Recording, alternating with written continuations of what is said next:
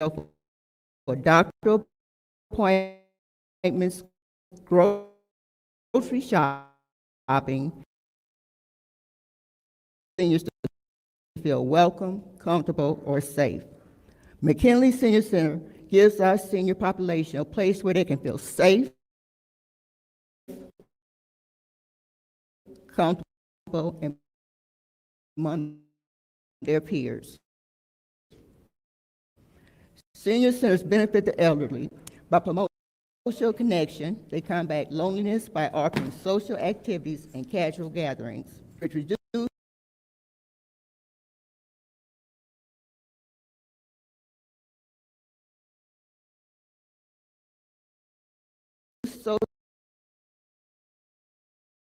social isolation, and the residents are a community within a community. It's a space where new friends,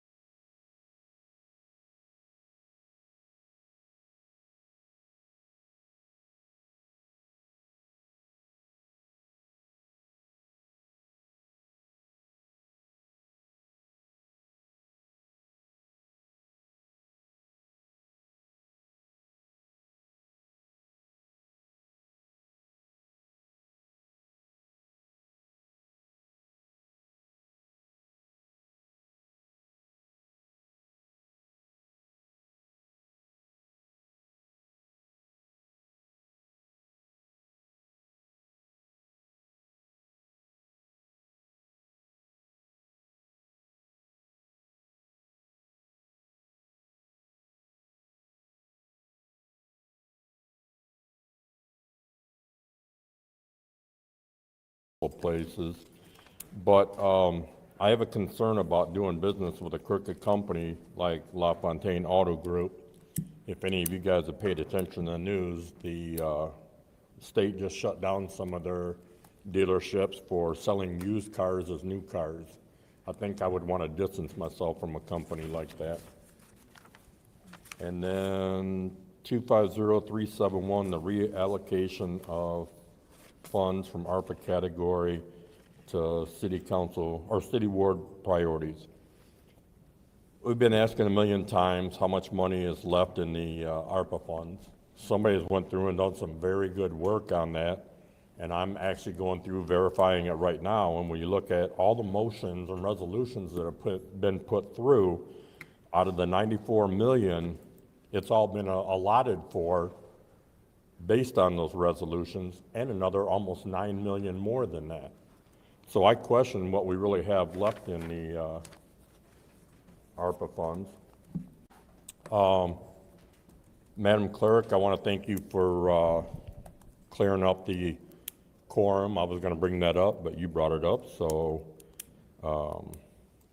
And then to the Madam Clerk Secretary, I do like the idea of what you're writing down the times that the people show up that aren't here at the beginning of the meeting. It's making it easier for my report that I'm doing. Madam Clerk, thank you for fulfilling my request for an appointment with you. I look forward to talking with you. Residency, I mean, we covered this over and over. I just had 2 news outlets in the last 2 days reach out to me, one from Flint area and one from the Detroit area. Both of them wanted some questions answered about Leon's residency. He's made it pretty easy with all the paper trail for his. So Leon, your facade is crumbling. And if anybody's not busy, at 9 p.m. tonight on the Flint Urban News Station YouTube channel, there's going to be a special called Surviving Leon. Victim recounts chilling encounters with him. And then the last thing I want to do is, and I'm going to send this to you guys, in talking with my attorney, we went over HIPAA violations and what truly are HIPAA violations. And I can tell you based on this, and I'm going to send to you guys, the common lay person, even in a public forum, is not required to adhere to the HIPAA standard.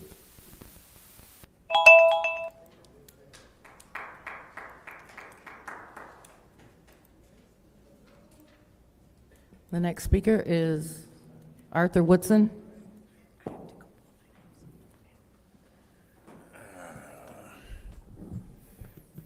Hello, everyone. Man, Jonathan, I'm jealous of you, man. You just had a bald head and you had hair back already, man. Damn, that's something different. I can't even grow mine. Hey, Clyde, City Administrator Clyde Edwards, I'm gonna have to talk about you today. You know I love you to death, man, but I'm gonna have to talk about you today.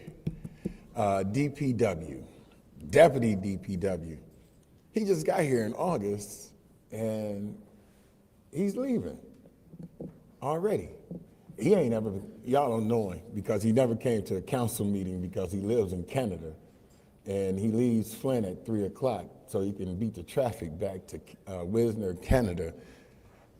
I seen a post for the deputy position. What is going on with the DPW? Man, Mr. Miller was here, man. That's the only DPW person I didn't argue with. Never. I would write an email to Eagle. Eagle say something to him, and he would come to my email and say, just reach out to me if you have an issue, and we can talk about it and discuss it and work it out that way. That was the only DPW person that really I felt that he had the best interest of Flint. The water has improved tremendously, but our pipes are still messed up. Our water isn't safe, man. I don't care what nobody say. Our water is not safe. You still smells. Some areas are still brown. And I don't believe they testing it, the LCR sampling, doing it correctly. Because I saw a Flint Township zip code, even though they say it's Flint.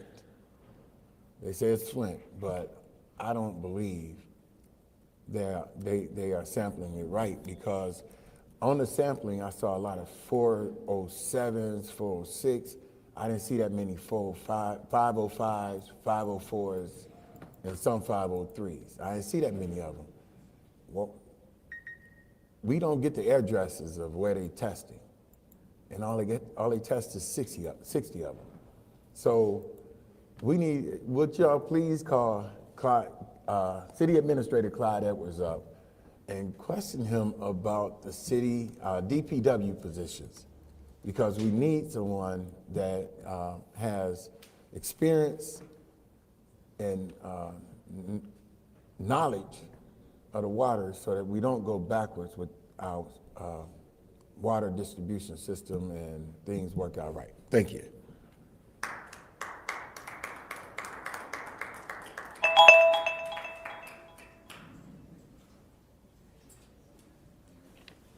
The next speaker is Sarah Houston.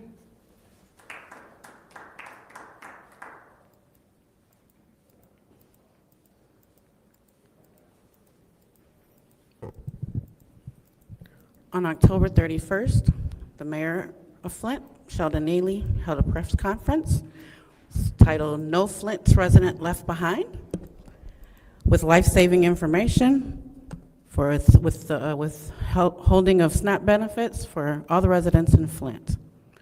And I was scrolling that day and I said, all Flint residents, no Flint residents left behind unless you're deaf, because there was no sign language interpreter there. I saw Ms. Johnson, Ms. Priestley, Ms. Mouchette sitting up there with the mayor, and nobody yet and still thought that a sign language interpreter might be needed for this life-saving information for deaf people. People want to think that closed captioning is enough, but I must let you know that closed captioning is not the same as ASL. ASL is a completely different language, and many deaf people are not well-versed in English because 85%, more than 85% of deaf children are born to hearing parents, therefore being deprived of language because parents are encouraged to assimilate deaf children instead of teaching them their natural sign language. That's called language deprivation. Please look it up. American Sign Language is the appropriate way to serve the deaf community, especially seeing how the State School for the Deaf is right here in this city, and many graduates have settled in this city over the years. It was an afterthought. Yes, you got it later. You added an interpreter on later, but that video also froze after 7 minutes, so yet and still the deaf community is without this knowledge.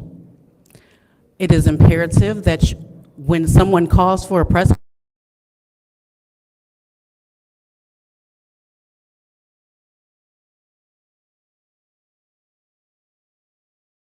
meet up, you can call up the agency and say, let's have a sign language interpreter for this life-saving information for all residents of Flint, Michigan. Very disappointed. I've been coming out here for the past 2-3 months as faithfully as I can, to get out here to advocate for my people, and it ironically is falling on deaf ears.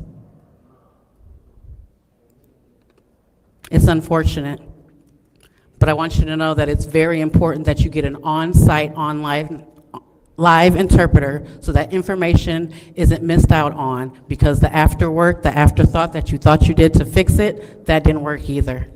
So please, while you stand up there next to the mayor with this life-saving information, and he might have forgot, remind him, because I come up here for a reason. Thank you.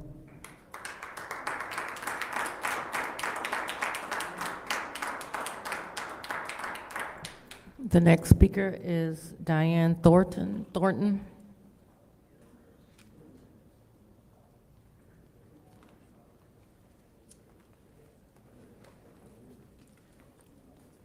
Diane Thornton, 4th Ward. I am a member of the Color of Law Coalition, which is a group that is formed to help with the needs of the community. So right now, our mission is to put together these book bags. Some of you, Tanya mentioned last week, they have for the homeless and the drug addictions. We are out passing them. The women that are involved in this group collectively on our own have put together nearly 50 backpacks that consist of hats, gloves, blankets, Narcan, snacks, toothbrushes, toothpaste, all the essentials that they can carry. What we're asking for is if any of the community are willing and able to help us continue with this, because the need is great. Walk downtown any time of the day. Walk down by the river. These people are out there with no coats, no hats, no gloves, nothing. So we took it upon ourselves to gather these items together, and we are out there handing them out. So if anyone is interested, we have a Facebook page, the Color of Law Coalition. We have an Amazon wish list, so you can donate that way if you'd like to purchase some, and then they can get to us and we can get them out to the community.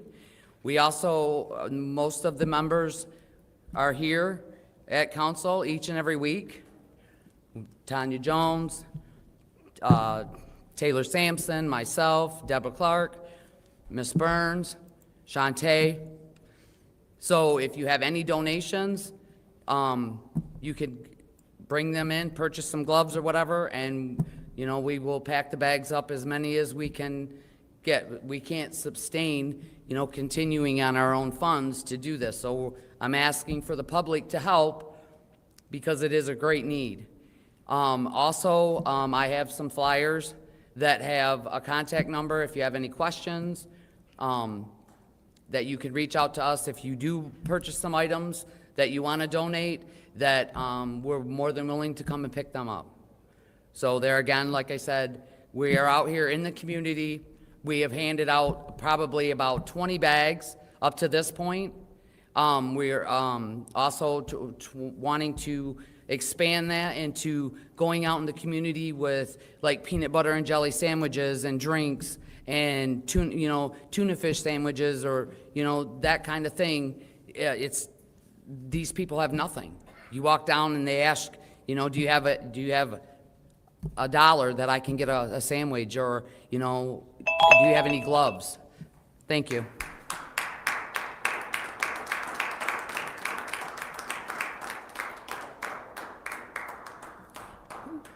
The final speaker for this meeting is Tanya Jones.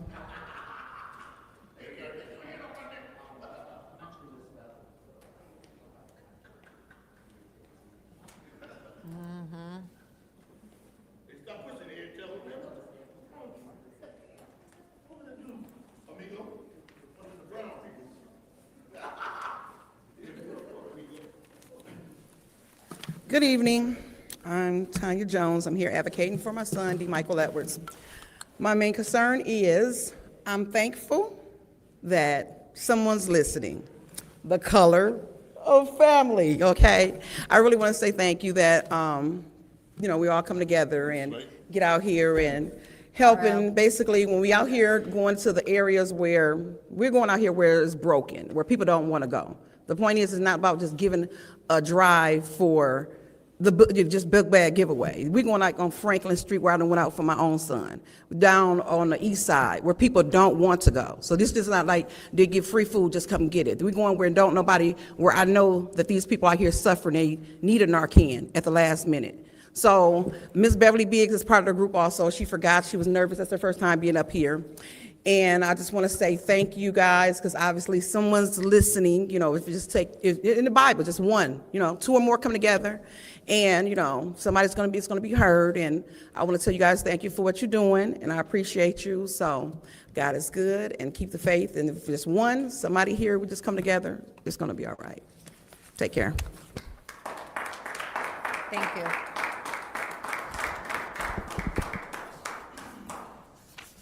It's now time for council response. Council members may respond once to all public speakers, only after all public speakers have spoken. An individual council member's response shall be limited to 2 minutes. Is there anyone who wishes to? Madam Chair. Go ahead. Thank you. I do want to, because we all see what's going on with the federal government and SNAP benefits, and there seems to be a game of will they, won't they, is it actually going to happen? We had an opportunity to stand with Mayor Neely at a press conference when he announced the fact that, and which was something that we actually discussed during council. So we were trying to figure out what would happen with the residents who are receiving SNAP benefits, as well as with the residents who are finding themselves on this long-term furlough from work. And so as a result of that, residents who are already receiving SNAP benefits, now, I understand there are quite a few residents who might have been waiting for a determination. Unfortunately, this is only for residents who are already receiving SNAP benefits and residents who are furloughed by the federal government. So, once again, residents who are already receiving SNAP benefits and residents who are furloughed by the federal government can come down to the help desk at Flint City Hall and sign up for vouchers to help supplement what they may be facing as a loss as a result of their SNAP benefits not being given to them in whole for the month of November. So they can come down to the help desk at Flint City Hall. Our Office of Public Health will be handling those vouchers, so they can tell you where to go from there. And then also residents who are federal employees, and this particular announcement is only for residents who are federal employees impacted by the furlough. There has been a freeze on water shutoffs for those residents only who have been impacted by the federal government's massive layoff. So again, this second announcement is only for those who are currently impacted by the federal layoff. There is a freeze on water shutoffs. You can call the water department to get more information. Thank you, Madam Chair. Thank you. Anyone else? Madam Chair. Go ahead, Ms. Briggs. Thank you, and thank you to everyone who is here. I do want to say, if you are in assistance, because a lot of people don't know, with, the SNAP benefits. Today, St. Mark gave out food, but I want to give this. On Mondays, Bethel United Methodist Church gives out food. Get in line early. It starts at 9 a.m. On Tuesday, Asbury Methodist Church on Davison Road gives out food at 10 a.m. On Thursday, the R.L. Jones Center with Greater Holy Temple Church gives out food on Dorrit Highway. And then on Saturdays, Gloria Coles, Flint Public Library, that's when they will, well, I'm not going to say Gloria Coles, right? I know the other ones are help centers because I've worked them. There was a need that was really great today. I've never seen the line at St. Mark be so long to where it stayed wrapped around the corner to King's School. I've never seen it that long, and it stayed until the food ran out. So there is a great need. Also, I want to say to the Color of Law Coalition, good job speaking. There are some wonderful ladies who have a heart to serve. Debbie, Diane, Tanya, Beverly, Shantae, and I don't think I missed, and Taylor, who we meet quite often. But these ladies have been packing those bags and even giving out sleeping bags because in identifying the homeless who sleeps with the building. So kudos to you. I love working with you ladies. You are what resilience is and making sure no resident is left behind. And I appreciate what you ladies do because, I mean, you're making it happen with zero funds from anybody, but just the love of the community. And that's why I love y'all. Thank you. Anyone else? Madam Chair. Go ahead. Thank you. First, I would like to thank all the residents and all of the speakers. Ms. Sarah, thank you for bringing forth the information that you always bring to us. And let me let you know, it is not on deaf's ear. I'm assured, you know, that you have some council members that have been looking into what can be done. I also wanted to add to Councilwoman Burns's list of food distribution. I would like to let everyone know, in addition to the list that she just gave you, I know that the St. Luke New Life Center, they have a weekly food giveaway, and it's on Fridays, every Friday, and it starts at 10, but you want to line up early. There's a food giveaway as well as a clothing distribution. And it is open, and it's, you know, it's there until the food is gone. So add that to your list of places that you can come out and get food. Thank you, Madam Chair. Thank you. Anyone else? Madam Chair. Go ahead. Dr. Thank you. So I also want to let the residents know this evening that if you would like to know about the pantry listings, I have that here. So I will have the secretary put them on the back so you can take one for yourself and for your neighbors. We want to make sure that we have the supplies on deck. In addition to, there was another thing. Oh yeah, we are looking to host a listening session next Thursday at the Mays Center. And the listening session is about a school fighting ordinance. So if you have any questions or comments, we would love to see you there. We will be there to listen because we want to make sure that we're doing our part in curbing violence in our city. And this ordinance is one step in the right direction. They did it in the city of Grand Blanc and other municipalities, so we want to make sure that we have good legislation here. And we know that with this, it'll help us do a couple of things. I'm not going to just give it all out tonight, but one of the things is raise money so we can have youth services such as anger management classes and things like that. So this will be a self-supporting ordinance. So I'm looking forward to the ordinance meeting, which will be next week, and the flyers will be on Facebook, and we'll make sure that we get some out in the community. So thank you, Madam Chair. Thank you. Anyone else? Madam Chair, Go ahead. I'd like to thank everyone for coming out as well. Ms. Sarah Houston, I do apologize. Anything I attend, I'm gonna try to make sure that the mayor knows that we need somebody who interprets sign language, so that I do apologize for. Also, street outreach also help people that is homeless as well. I can get you the number for that as well. And then on next Tuesday, Veterans Day, we are doing something at Sacred Heart where we're giving veterans something at the new center that they have at Sacred Heart on Stewart. So hopefully we'll see everybody that is a veteran next Tuesday on the 11th. Thank you. Thank you. Anyone else? I'm going to take just a minute and talk about the homelessness in our area. As people in the Fourth Ward know, there are many, many squatters in these abandoned homes.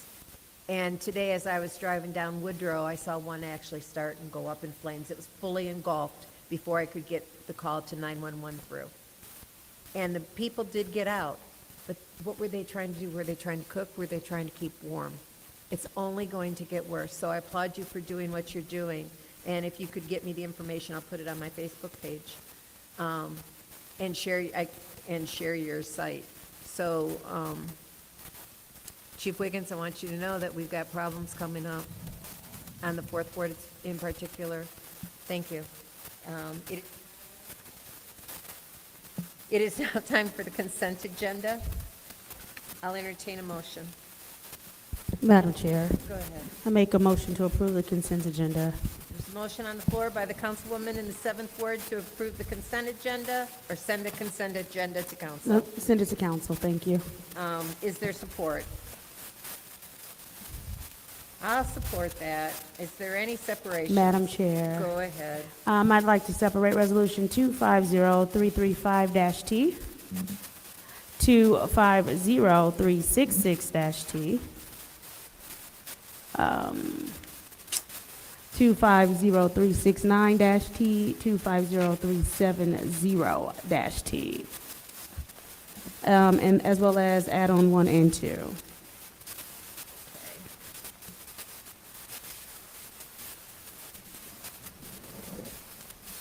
Is there any other separations? Are there any other, excuse me? Are there any other? Yes. Ms. Collins. Yes.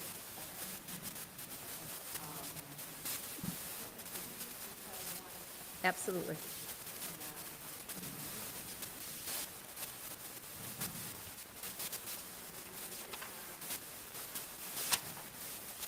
It's already separated.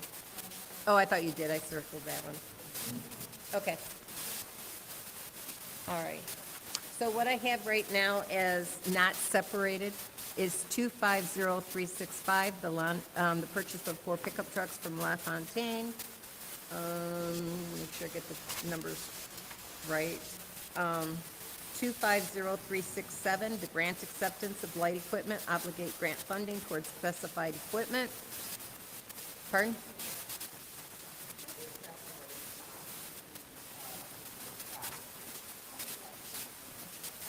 Okay, that's separated. 250368, authorization grant site preparation for the Fire and Police Training Center. And those are the only two, so we only have two that are a part of the consent agenda.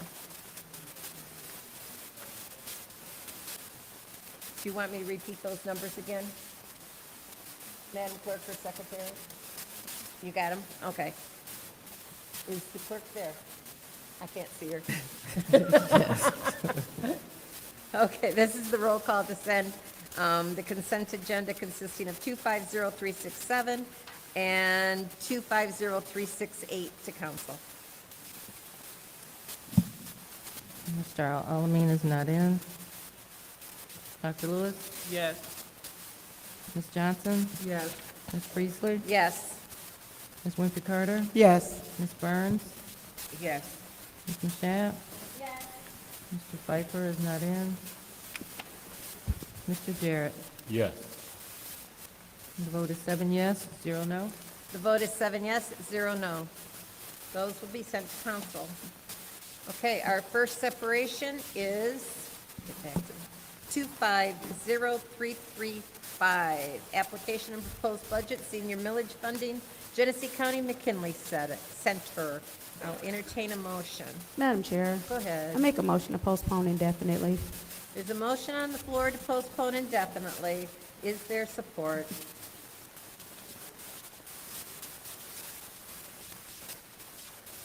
Is there support? It's been supported by the councilwoman in the 6th Ward. Roll call, Madam Clerk. Dr. Lewis? Yes. Ms. Johnson? Yes. Ms. Priestley? Yes. Ms. Winfrey Carter? Yes.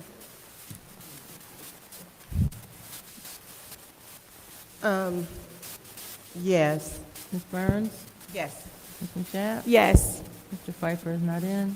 Mr. Jarrett? Yes. Mr. Alamin is not in. The vote is 7 yes, 0 no. The vote is 7 yes, 0 no. That has been postponed indefinitely. Our next resolution is 250365. I'll entertain a motion for that one. Madam Chair, Go ahead. I'd like to send 250365 to council for approval. There's been a motion on the floor by the councilwoman in the 6th Ward to send 250365 to council. Is there support? It's been supported by the councilwoman in the 7th Ward. Is there any discussion, Ms. Burns? Madam Chair. Go ahead. Is Ms. Blair here? Is Blair here? If you can have Mr. Edwards. Or Miss- whoever, who's from Fleet, anyone from Fleet? Mr. Moore is over Fleet. He's the supervisor of Fleet. Yes, he is. Yep. So, from somebody from administration who can address this resolution? No, he doesn't. He's over. Hello, how are you? I'm good. So these vehicles, now, these are from LaFontaine, right? Yes. So I'm quite sure everyone's seen the article, and I am concerned. Yes. Well, they're rolling back the odometer and selling cars, used cars for new cars, new vehicles. So is there any, did you see that article? Yes. Okay, anything to say, I mean, should this be a concern? Absolutely, but Blair is off sick today, so I haven't talked to her personally about it. But, I'm sorry. Okay, no, I'm, listen, I'm Okay. sorry. Look, I was just, no, Yeah. you're good. So, of course, I can reach out to Blair when she comes back to work, and we can check the particular trucks that we bought. But to my knowledge, they are new, and I don't think they are altered in any kind of way. But And I don't even know how we would check that, because, but when we're looking at, they were rolling, and the state took action on Yes. them. And I think, did they lose part of their licensing? I'm not sure of the yeah. details of that, but one thing I know is you can check the bill sheets that Blair gave me on the actual bills of the truck. So Yes. will she be back Monday? I can't Do say you know? for sure, but Not sure? I'm not sure. Okay. I don't know if my colleagues, because, I don't want them to, and they had a lot of, they did this for a long time. Which, you're thinking you're buying a new vehicle, like the city, and they're not new. And that to me is a problem. I'm gonna, because Blair is in here, and I don't know what, if anything, she would, to be able to check to make sure that the city is getting what they're supposed to be getting. I don't know if anyone wants to have it. Okay.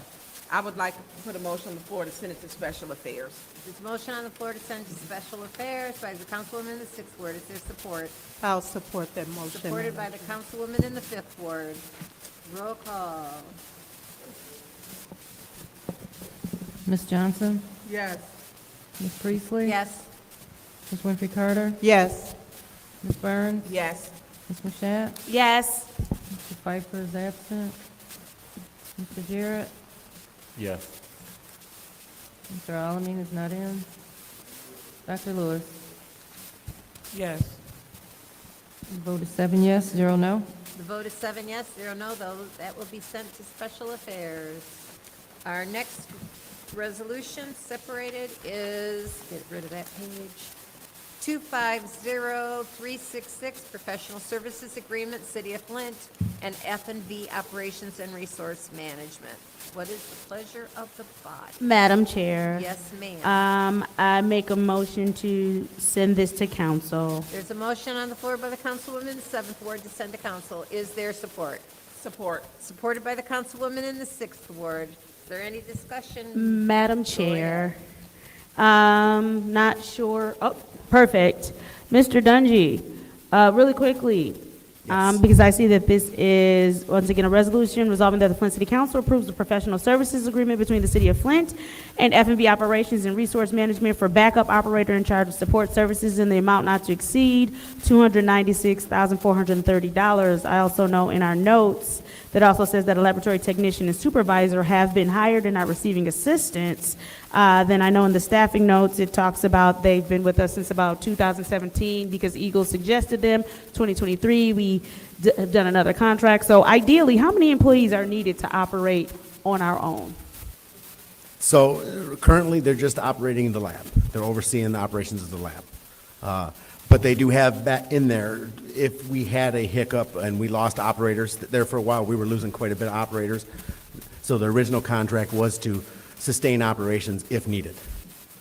Ideally, how many employees do we need to operate on our own? So I have 5 operations foremen, 2 operators, so 7. So 7, Is and what we the wouldn't city have to funds. keep signing a contract to pay someone $296,430. So that contract mainly is to be a backup for us in case we were to lose personnel. But the main role of that contract is to oversee the lab. We now have a fully staffed lab, but I just hired the operations supervisor. He doesn't have water experience. He has waste experience. He has lab experience. He's a certified chemist and all of that. So we are retaining F&B for one last year to train him and get him up to speed. As long as we don't lose any employees in the lab, we will be able to release So you F&B answered my a year third from now. question of how much longer do you anticipate us having to contract out? And I think you might have answered the second of what is keeping us from hiring the necessary personnel so that we do not have to contract out? So we are now fully staffed.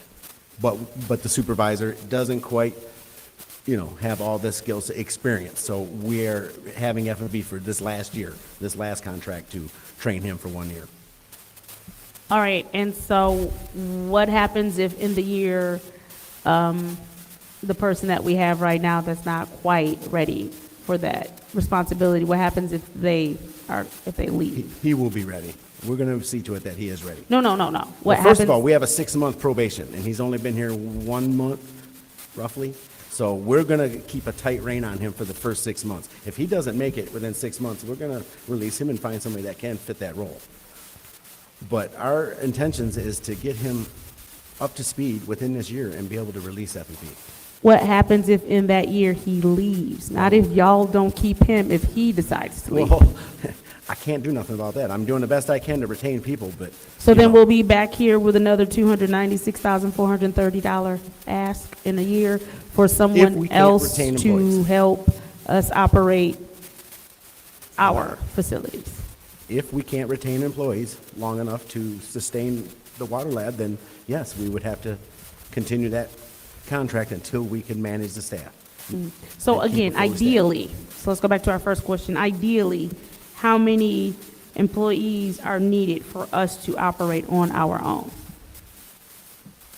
Well, we have that currently. We have, like I said, 7 in operations and 3 in the lab. So technically, we don't have that currently, because you just told me if one person leaves, then we're still with them. So ideally, how many people do we need to operate on our own? What we have now, 3 people in the lab and 7 And what you operational just staff. told me- We have that totally filled. Right, but if one person leaves, Well- we're back here with this contract. So is it that we need 2 of everyone, or I'm just trying to understand what we need to ensure that we can operate on our own and we don't have to keep contracting out? So is 2 of everyone, is that ideal? Sure. If the budget can allow that, I'd love to, 2 lab supervisors, so Okay. that way you're always covered, but it's kind of hard. We barely can afford to pay 1. You know what I mean? No, I point would love the completely redundancy. understood. Yes, I would love the redundancy. Now, I will admit, one of our lab techs, she has an associate's degree in chemistry. Mm-hmm. She does, the gentleman that we hired is up there in age, so he's told us, well, we can give you 5 to 7 years. So Abigail has promised that she likes it at the City of Flint.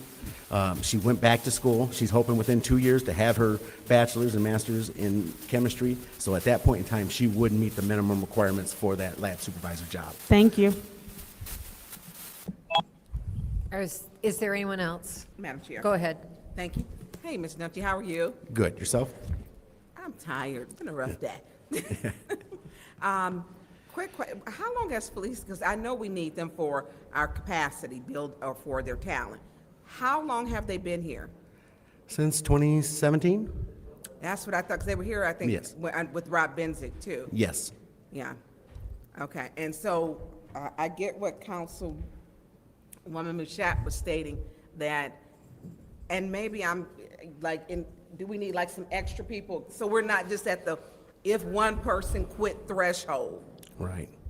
like, we need a spare. The lab supervisor is the most important position for that, Okay. because they have to have that knowledge and ability to meet compliance. So we can I lose see a your lab line tech coming up. and we can make, She's getting ready to give you a lifeline. we can lose a lab tech and still be able to manage because my operators are trained to do the basic lab duties. So until we could get another one hired, we would have no problem. But the lab Okay. supervisor is a very important position. I'm Yolanda. not giving you the lifeline. What I'm going to let you know is that contract agreement can change for services. Yolanda, If we can you lose a speak- lab supervisor and we still have 2 lab techs there, then all we need to do is contract for a lab supervisor, vice versa. We don't hire the lab just to cover all 3 people. We have the lab services because we have a new lab supervisor. Then there also actually is a new lab tech that moved over from being an actual operations, senior operations maintainer, but he's in the lab. He also needs to be trained. It was a lateral move, so the lab tech and the lab supervisor is being trained while we already have had a lab, one of the lab techs has been there for a couple years. So that contract can be changed for whatever services we need. We don't hire it for the entire lab, it's for So whatever you're service we need. saying you're staffed properly then? We're staffed properly, but they're not fully certified, and until Okay. F&V How long does it assures take for the us. certification? I don't know if it's 6 months. 6 months to a year. 6 months to a year? Yes, Okay, yes. okay. I know we need them. Yes, we need them because if, as we, again, we say they will always be standby. Even if we have fully staffed, someone leaves, then we'll have to have F&V make sure whoever leaves is in compliance. Right. All right, thank you. You're welcome. Thank you. Any other discussion in the first round? Madam Chair, Go ahead. just so that I'm not really clear, does this contract provide a certain number of FTE that are available to us at a given time, or a certain number of bodies, or what? Yes, it'll supply us up to 4 people. Up to 4 people? Yes. So are they, so someone daily reports to wherever the facility, Yes. whichever? Yes. How many persons report daily currently? So currently, 1 person reports daily. If they have to rotate weekends, they have another operator that will rotate with them. And then we have the lab supervisor from F&V that comes twice a week to oversee. So if you were to look at the last 3 months, has it still been just one person, or has there been extended periods where you've needed more than one FTE at a time? Oh, yes, there's been times that there's been more than one. In the last 6 months? Yes. And is that due to our own staff shortage? No, due to compliance things. There's certain things that the lab supervisor reports that they have to submit. The lab techs can't submit them. So F&V will come in once a week to submit them reports, go through all their numbers, make sure everything's being done correctly, and then they submit a report. So the level of expertise or title, I'll say, that comes in daily now is tech? Yes, correct. Okay. He's a and lab then tech. from time to time, you might need supervisor to do reporting because we didn't have a supervisor at a time. Is Correct. that- Okay.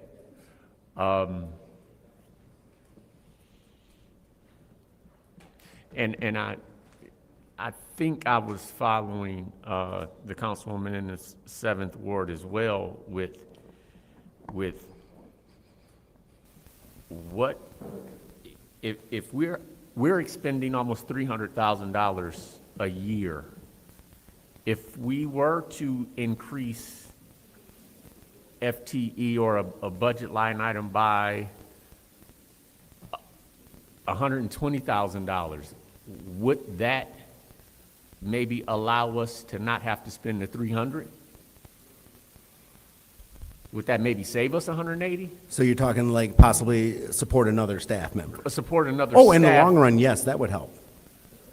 Currently, I mean, even if we added that, we'd still have to get another person on board and trained. It took us a little while to get this last lab supervisor. So I think more than likely, we're going to keep this company for a year regardless of Yeah. that. But that, long-term, that would be the best way to go, because that way you can, So- redundancy as far as if you lose somebody at that top level, you have a replacement, so. So, again, In-house. would you help me understand the different levels at which we have in the group? I heard 3 lab, are those lab techs? So you have 2 lab techs that rotate, they have to work 7 days a week, 2 lab techs, okay. and then you have a lab supervisor that oversees them. Okay, but now, how do I thought you said there were 7 persons in the department. So she had mentioned operations. So they also cover operations of the water plant itself. So there for a while, when they were hired in 2017, we lost all of our operators, but 1 or 2 guys. So we had to There are 4 restaff. operators? Yes. So they put it, so the original contract was to help support operations and the operator in charge. After a couple years, I got the operator in charge, so we relinquished them of that, but I still had to support the lab staff. Okay, if we were to increase 1 FTE, which one of these 3 levels would it be? The lab supervisor. Lab, so you would have 2 lab supervisors? Yes. Okay. Now, can that be done, you think, at $120,000 a year with fringes, or? I'd have to look at their pay rate. I'm not sure exactly what it's at, what level it is, but I want to say it's probably in the $70,000 range So that might for a get lab us close. supervisor. So if you double that, it's usually about double for all the benefits, so 140. So it might get us close. Yeah. Okay. Yes.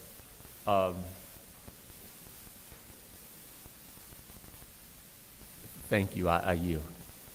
Thank you. Anyone else? Yes, Madam Chair. Go ahead. How you doing, Mr. Dungy? Great. Question, I'm just sitting here thinking, what is the qualifications for a lab supervisor? So a lab supervisor has to have a bachelor's degree in chemistry. We had on the job spec 3 to 5 years experience in a water quality lab, but we were unable to find anybody with that. So this gentleman had years and years experience in a wastewater lab and labs for like GM and Ford. They also monitor all of their water and waste and treat it and stuff of that nature. So he had a ton of experience, but none in a specific water. Oh, So okay. that's why We tried to find somebody with water credentials, because, you know, all eyes are on us. They're watching us. They don't want us to hire somebody that's not in the water industry. So, but we had no choice. It's kind of hard getting Yes. experience, too, in the water industry. Yes. What is the pay for the supervisor? Like I said, I think it's around the 70,000. I'd have to look. Okay. And what about the lab techs? What is the qualification for a lab tech? So they would like them to have an associate's degree. Or, you know, there's a bunch of experience that can go with it. Now, we did hire, I'm not sure if Dave had an associate's. Dave was an operator, and he was able to transfer and test out for that lab position. Oh, But okay. he has 2 years' experience as an operator now, so, and he has a state license. That's one of the things that they require to as lab. Oh, okay. So that probably helped him qualify. And so we had such a hard time finding someone. I'm just wondering, do we have a relationship with any of the colleges, U of M? I think they have a major in chemistry. I don't know. And we should always keep that relationship going so that we can get students who graduate with degrees in chemistry, you know, Yes. get them ready to go into water Yeah. chemistry. Okay, just wanted to ask. Thank you. You're welcome. Madam Chair. Go ahead. So are we training these people that you guys are getting in and they're leaving? Yes, yes. Okay, do we have a stipulation in the contract if we train them and they leave within a certain amount of time that they have to reimburse us for the money? No. Okay, so that's something that you probably should look at. Because if we're training people, there is always, if I train someone, there is always a stipulation in my contract of we training you, that you have to stay here a certain amount of years. Other than that, then you have to pay us back Okay. what you're receiving or our Right. training that we're putting upon you. So I think you guys need to put some stipulations in your contract. Like, once you get fully trained, at least 2 years, Right. you know, Yep, of other service than- after yeah, that. then you, if they leave before then, if they leave before they give us the service that we need, once we train, they have to pay us the money back. Okay. So there should be some stipulation Yeah, in your we- contract, instead of you keep coming to us for $296,000 and some dollars, right? Yes. So there should be some stipulation, because that's a lot of money to be wasting Right. on one person, and then we don't get to be able to, them to be effective. Right. All right, thank you, Okay. sir. Any other discussion in the first round? I'm going to take my time, seeing how there isn't anyone else. How long has it taken us to be fully staffed? Since 2016, 2017? So it's not as easy as people No. think to hire somebody and bring No. it in. I'd love to be able to be fully staffed and have enough adequate staff that we don't have to hire a consultant to come Yes. in. But this is the organization that has been supervising our water treatment plant anyways, right? Yes. Okay, thank you. Is there any discussion in the second round? Go ahead. Mr. Duncan, how much does the lab tech make? Because I remember that wage was low. Oh, I'd have to look at that. I want to say, like, you know, I don't know. I'd have to look it up. I can send that to you tomorrow. Could you please? Yes. Thank you. I'll send you both them job specs, of lab supervisor and lab tech. Yeah. Is, I'll get it to Mr. Edwards, and he can get it to Davina, and then they get it to you. No, is that's there any good. other discussion? Are you done? I am done. Well, hold on. I do know that that's a big part, was the pay, with maintaining and keeping people in that position. And I know that Flint's pay is not competitive in a whole lot of departments, including our police, at all. So, thank you. I'm done. I yield the floor. Is there any other discussion in the second round? Any other discussion in the second round? Last chance. Hearing none, this is the vote to send 250366 to council.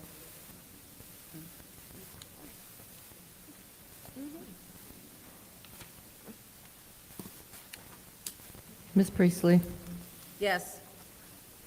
Ms. Winfrey Carter? Yes. Ms. Burns? Yes. Ms. Mashat? Yes. Mr. Pfeiffer is absent. Mr. Jarrett? Yes. Mr. Alamin is absent. Dr. Lewis? Yes. Ms. Johnson? Yes. The vote is 7 yes, 0 no. The vote is 7 yes, 0 no. That will be sent to council. The next separated resolution is 250369. Budget amendment, appropriate additional funding for the Blight Department fiscal year 26. I'll entertain a motion. Madam Chair, I would like to send 250369 to council. I mean, to council. Okay, is there support? Support. It's been supported by the councilwoman in the 7th ward. Is there any discussion? Madam Chair, Go ahead. is Mr. Brown here? Yep, here he comes. Come on up, please, Mr. Brown. So, Mr. Brown, as you are on your way, and Mr., it's going to get confusing now, Mr. Morehouse. So, can you tell me, what can you tell us about this $1 million? I know there's a lot to do in the city, as people like to just dump. I've never seen so much just dumping in my life. So what are we gonna do with this? Well, we're gonna, I have a whole lot of equipment earmarked. You gotta talk closer, Oh, I'm please. sorry. A whole lot of equipment earmarked where it's been on hold for me like 6 months through my relationships Oh, with some wow. of the people. And this grant, we wanted to bring it to you with everything else that's coming to you today. So we got demo equipment that we're gonna have. We got the forestry equipment that we're gonna have. It's all in the whole scheme and plan from when we had our budget hearing as far as us expanding into our demo program and everything, so. So this is for the demolition of, demolishing Homes. structures. Yes.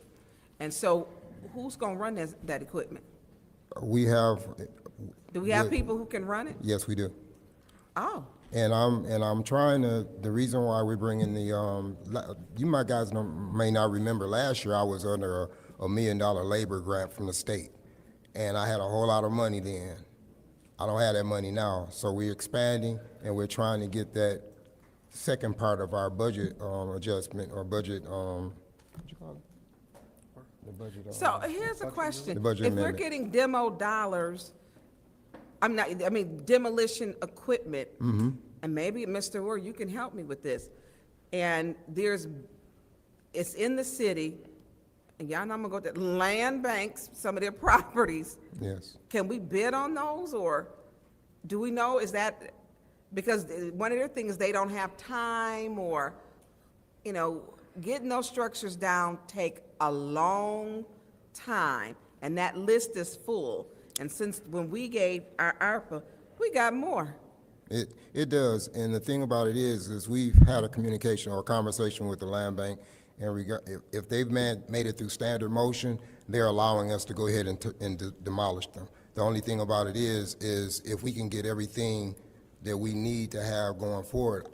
I'm so far behind right now as far as training, because I was supposed to have my people already in here so they can be trained. We could be demoing houses right now. So, and you've probably seen this house before, Corona Road is 2325. The house is on the house next door. Yes. The four walls have literally collapsed, like someone took a pin out of all of them. So are these the type of structures that the city, because it's dangerous. Yes. It's falling on the cars next door, and it's other homes that just are in structure, terrible condition, on the corner of Berkeley and Ballinger. Yes. Yes. They put an it's complete, and it's dangerous. Yes. And so are these structures, it used to be a medical, and inside that used to be a pool for therapy. And that back wall is buckling out to where there's a house next door. The bricks have already started falling on the resident that lives in that house. So these type of properties that we would go after that pose a hazard, like Corona Road, because there's no Yes. money, they say, to do Corona Road. Yes, there are. I ride these streets. I'm in these streets every day. I know you are. that one that's on Berkeley and Ballinger Highway is one of the ones that are on my list. There, we got environmental people that are going to come out and make an assessment of it, and then from that standpoint, we'll start knocking them down. Yeah, I see Chief Wiggins he's gone. I know when they set that on fire, it was about 2:30 in the morning, and Chief Wiggins came out, and it was 3 doors from the house they say I don't live at, but they woke everybody up, and literally when I looked out the window, my neighbor was blowing his horn, and the fire was it rolled, and 5 doors down on each side, and the police knocked on the door too and evacuated everyone. So I think that having that, because some of these structures like those, once they're burnt out like that and just the chimney is standing, Yes. we need to get them down as quick as possible. So I am supporting this. Mr. Moore, you didn't have to say anything. I know you're happy for the first round, but I might get you on the second round. I yield the floor. Madam Chair. Go ahead. Thank you. I know that this is kind of a companion piece, if you will, to 250367-T, which we just went ahead and it went with the consent agenda, but this is an amendment that is being asked for based off the grant acceptance for the blight equipment RL. and the obligated grant funding towards special equipment. So I just wanted to take the floor to point out the fact that this budget amendment was being asked for because of the resolution that already passed with a consent agenda, and that's 250367. And they also list out the equipment that we will be purchasing. So this is additional equipment. I mean, it's new equipment. It's not like getting a second piece of equipment that we already have, or... No, to be quite honest, one of the pieces of equipment, we have a log loader, it's a grapple truck, and I want to get another one, because that's probably the best piece of equipment that we purchased since I've been here. I mean, all the time I've been here. So we wanted to get another one so I could start another crew, because that can be utilized on our abatement processes as well. That's the only piece of equipment that's going to be duplicated. Okay, and then also, you said you needed this for demo work, and I'm guessing that you all will be the ones doing the demo on the other thing that passed with the consent agenda, which was 250368-T, which was the authorization of the grant site preparation, demolition, and remediation for properties and land located around Fire Station Number 4, the Police Training Center. Yes. So you all will be doing that demo Yes. with some of the equipment that will be Yes. purchased with this grant money? Yes. Okay, thank you, I yield. Any other discussion in the first round? Any other discussion in the Madam first round? Chair. Go ahead. If I can just get, or a little bit of understanding around this, 525,988.96 for professional services. What does that entail? Or who are we contracting? RL? RL. Don't make me give you a warning.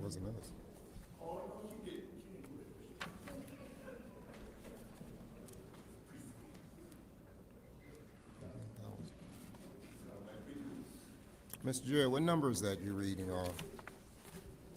What number is that? Am I looking at this right?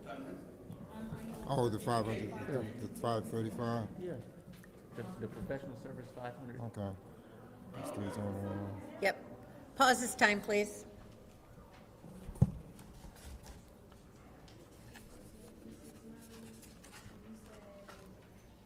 The 500. I can answer. 29,000, half a billion. The professional services piece on this, we were talking about the, Go ahead and start. the amount of money that we're gonna utilize to, have you been out on the site down there on, the fire station? So. Have you seen it? So we're gonna contract someone for that, or? Well, what- it's gonna be for disposal we gonna have a whole lot of disposal services. Okay, so we'll tear it down, but somebody else will haul it out. No, we're gonna haul it, but the landfill costs are extremely high. Okay, so this is for landfill? Yes, landfill and, tree work and, all that. Okay. That adds some clarity, because I know we were saying that there's equipment that's gonna be purchased? Yeah, all the equipment is gonna be, we'll have the equipment and we'll have people to utilize those pieces of equipment, but that dang on landfill stuff is ridiculous. So where is the equipment? What I'm looking at here is a grand total of 1 million. That was in the previous, it's one of the items that was on the consent agenda for the grant. And I thought I was following what the councilwoman in the 7th Ward said, where basically these be companion pieces, and I thought that was funding this. That $1 million was funding this $1 million. The $1 million is just for equipment purposes only. Okay, so So, request for this is a information. whole Go ahead. different $1 million. Oh, Yes. there you go, he got it. Okay, so Yeah. this is a whole different $1 million. For your, they had asked for an additional million in their budget during budget hearings. And because we adopted the fiscal year '25 budget, they lost that million, and they're asking for it to go back to fund demolition and tree cutting services. That's correct. We talked about this during the budget session in June, that we'd be back because the council had indicated that blight was their #1 priority.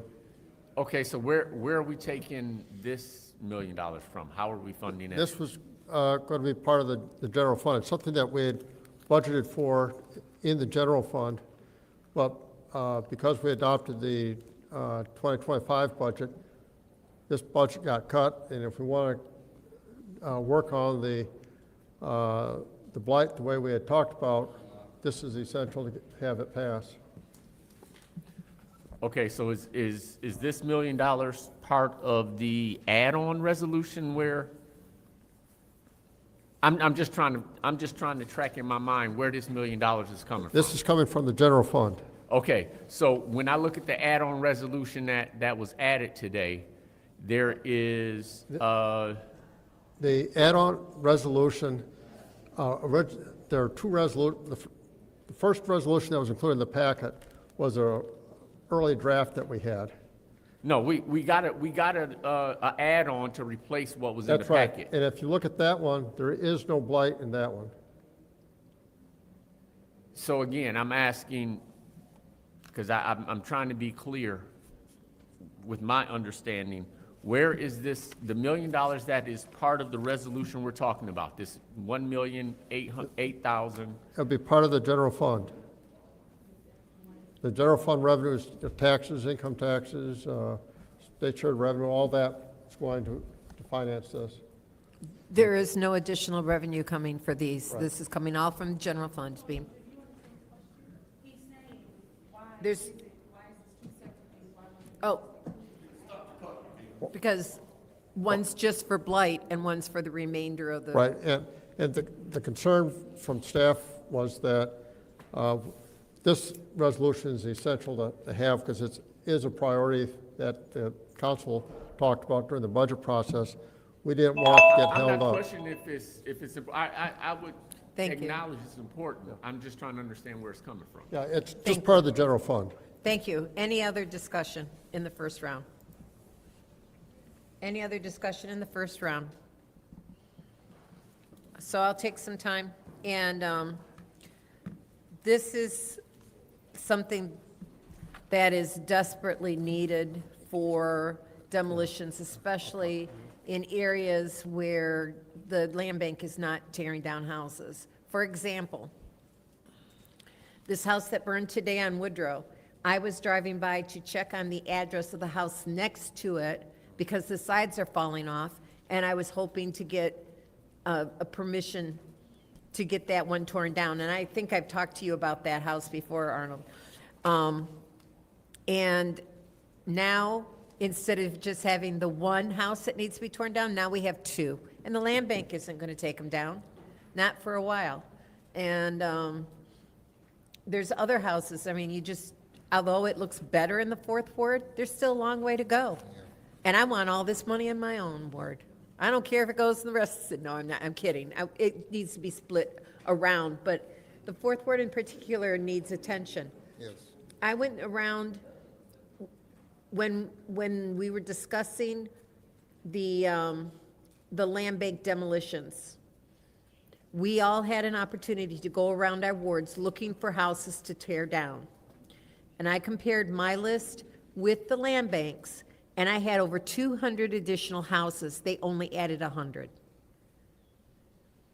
to the list. So at that time, I still had 100 basements on the corner of Woodrow and Burns. The land bank took out 2 basements, left a third. And across the street, another basement was left. And then this house down the street from that, a house on Kentucky, which is going to come down with using my ward priorities. It has trees growing in it, and it wasn't funded, but they tore down a bunch of other houses, and they skipped that one.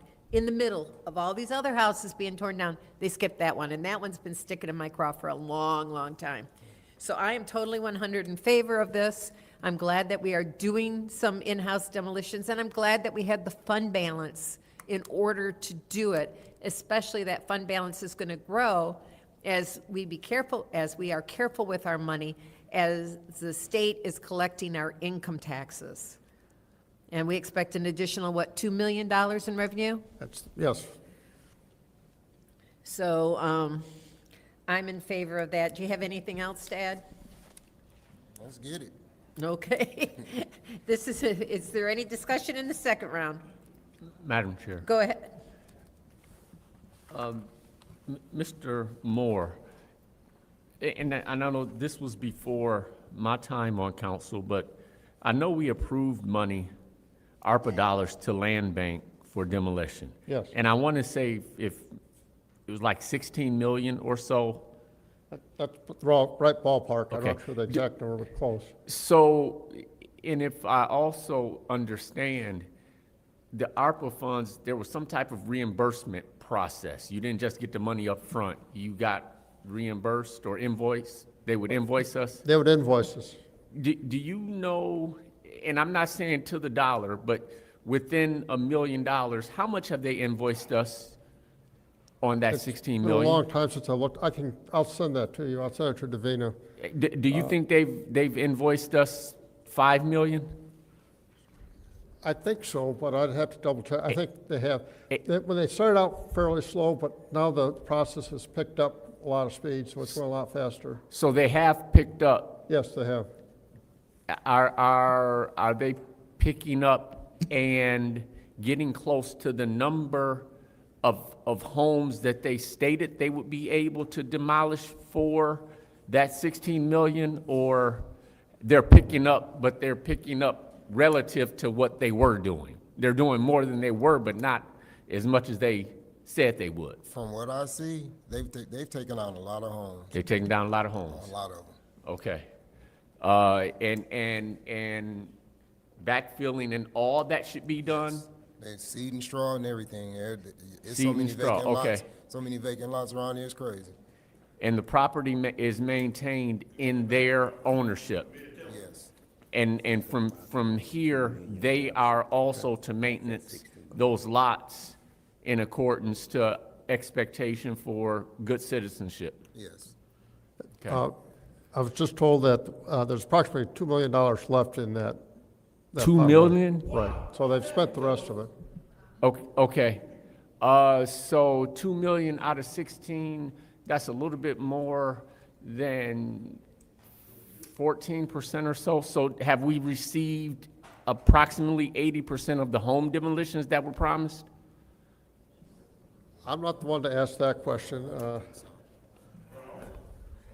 It's kind of close. I can't say if it's 80%, but I do have it downstairs because I have a bi-weekly land bank meeting every week, and we talk about this. Good. So we do have another meeting on Friday. The last that I looked, if I'm not mistaken, the city of Flint had somewhere between 1,250 to 1,400 houses that they have demolished. Thank you. Is Somewhere there in any there. other discussion in the second round? But I got an exact Mr. list. Taylor, go ahead on my time. But I will have the exact number. I can go downstairs and get it right now for 2 weeks ago. I know a couple more bids went out for some more houses, and everything now that's being torn down and that has been being torn down for the last 6 to 8 months has been in the city of Flint. All of the out-county houses, those been torn down a long time ago. So everything right now is in the city of Flint. And they're out there still fundraising, more dollars, the land bank is, to continue to demolish homes in the city of Flint. Ms. Winfrey Carter? Thank you, Madam Chair. Mr. Brown, this question is for Mr. Brown. As far as the funding for the demolition, are we looking at structures that are privately owned? And I'm Yes. thinking about 1019 ML King. You know that house right Yes, there? Yes, yes. That needs to come down. Yes, ma'am. We're looking at everything because we're using like, gonna be using like CDBG funding, and we got, it's a different criteria for all that. So we'll be having those environmentally assessed, and then we'll start knocking those out. We're going after everything. As long as we get the okay from building and safety, that they've done everything that they had to do, get a Right. standard motion, and they've notified the property owners and everything, we're going at them. Of course, that store right there on the corner of ML King And Hamilton. and Hamilton. Yes. And the funeral home, those structures need to come down, particularly that store. Yes. That's dangerous. Not safe, yeah. It's unsafe. Okay, I just wanted to ask, are we looking at privately owned Yes, ma'am. structures? Thank you. Madam Chair, Go ahead. I do have a question. You know, I'm always in support because you do a wonderful job, the Black team in the city of Flint.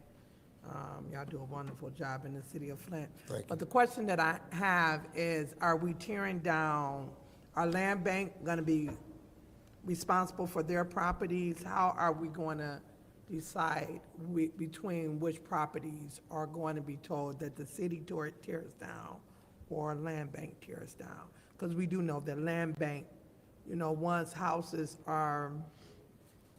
they don't pay taxes, they go into the foreclosure, and then they become properties of land bank. So how are we going to decide what the city is going to tear down and what land bank is going to tear down? Well, the land bank is already through the money that they were talking about as far as the money we get, the 16 million we gave them. They're still working on that. All the other stuff, I don't care where it's, who has it. I just want to see it gone. All right. It doesn't matter, as long as it's went through the process and we get the okay to tear it down, I don't care, we'll tear it down. So y'all just basically going to be on Yes. one team? Yes. All right, that's great. Thank you so much. Okay. Any others? Seeing how I jumped the gun and stuck myself in before the end. Any other discussion in the second round? Any other discussion in the second round? Seeing none, this is the vote to send 250369 to council. Is that your pen? No.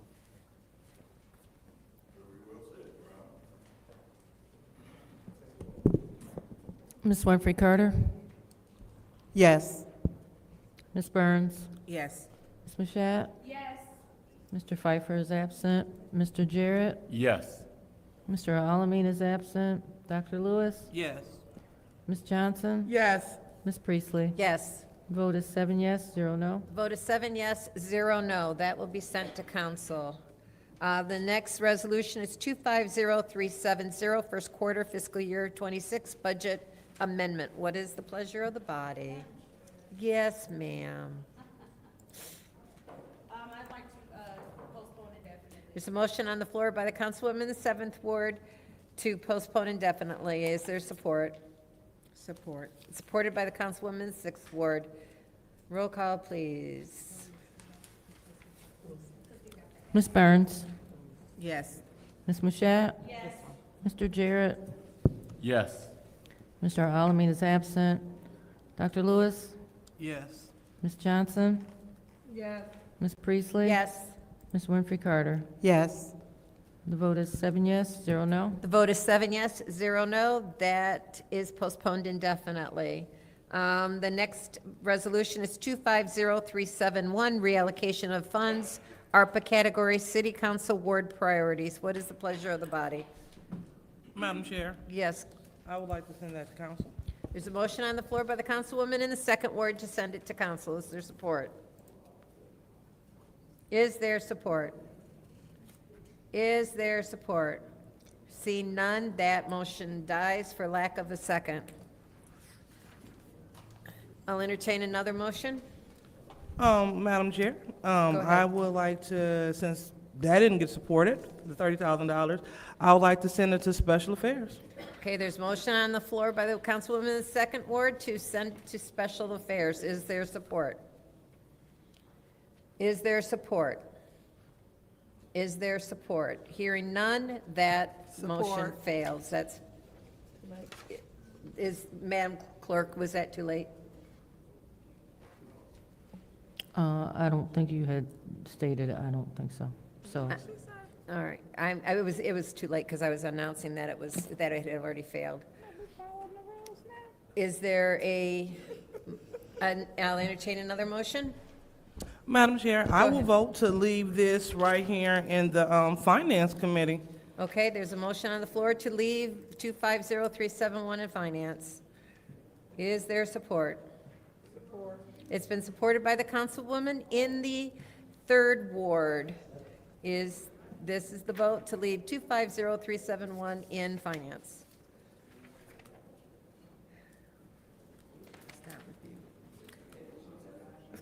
Ms. Mashat? No. Mr. Jarrett? No. Dr. Lewis? Yes. Ms. Johnson? Yes. Ms. Priestley? No. Ms. Winfrey Carter? No. Ms. Burns? No. The vote is 2 yes, 5 no. The vote is 2 yes, 5 no. That motion failed. Going on to our special orders and add-on number 1. I can't remember which one. I think add-on 1 was the budget. Yep. Okay. I just wrote add-on 1. Okay, this is add-on number 1. I'll entertain a motion for that. Madam Chair, Go ahead. I'd like to make a motion that we send add-on number 1 to council. There's a motion on the floor to send add-on number 1 to council. Is there support? Support. It's been moved and properly second, but moved by the councilwoman in the 7th ward, supported by the councilwoman in the 6th ward to send it to council. Is there any discussion? Madam Chair. Go ahead. This is, and I know this was the one that our colleague in the 9th ward also had questions about. If Mr. Moore could please join us at the lectern.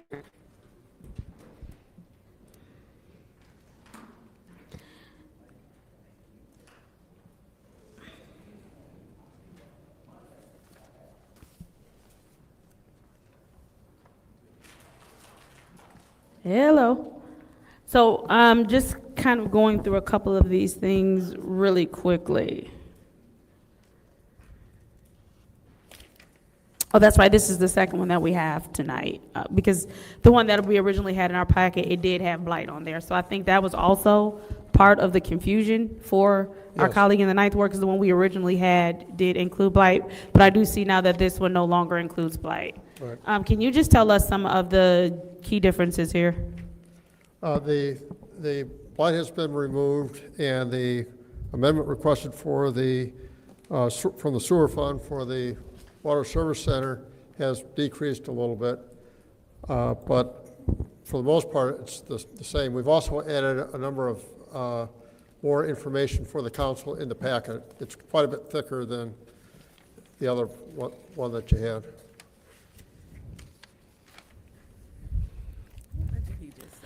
What was the last part? I'm sorry. Oh, we added more backup material for the city council so that if they had questions about what was happening, you'd have more support information about that in your packet.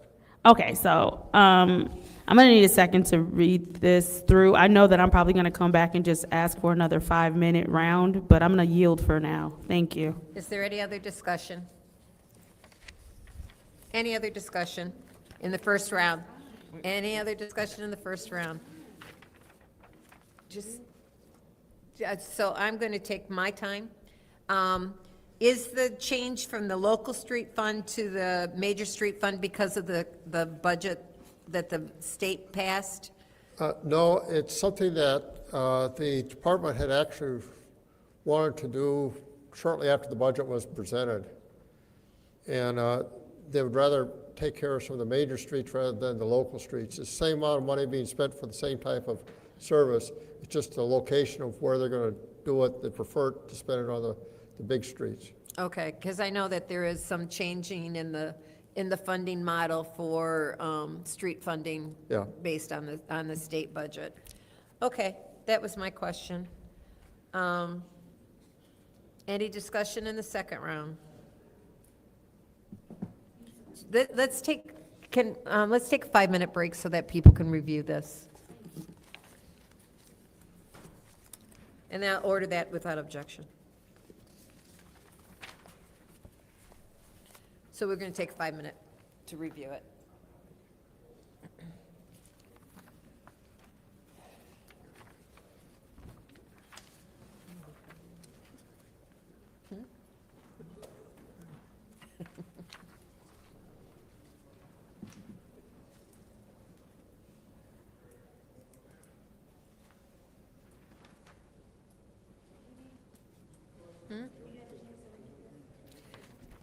Vaguely, yeah. The second add-on? The first add, this one? Yeah. Yeah.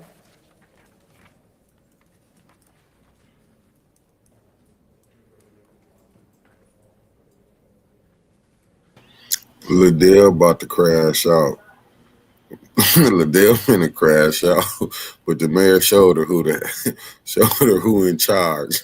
But boy, oh boy, it's about to get real.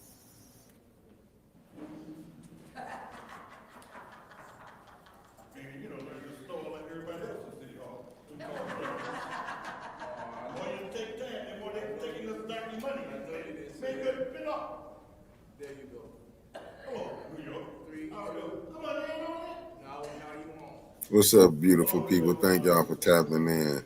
What's up, Pastor Nicholas J. Gaddis, Denise Cousins? Thank y'all for tapping in to the live for City Council.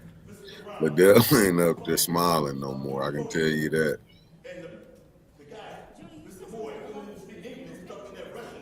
Yeah, it was just true, but if you, well, because I'm on the finance committee, right, so I know what's going on, and they're doing some changing around with some of the formulas, and then in 1 year, they're actually transferring money from the locals to the majors. Yeah. Yeah, she thought she spent that But then they money also had it in before she liability, had they it. discussed it too.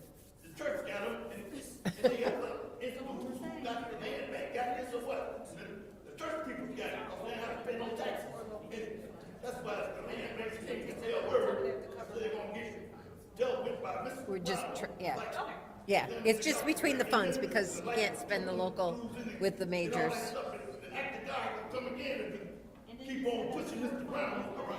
What? You may be right on that, Miss Boyd, Yeah. but I can tell you this: Liddell is hot as fish grease up there. I can promise y'all that.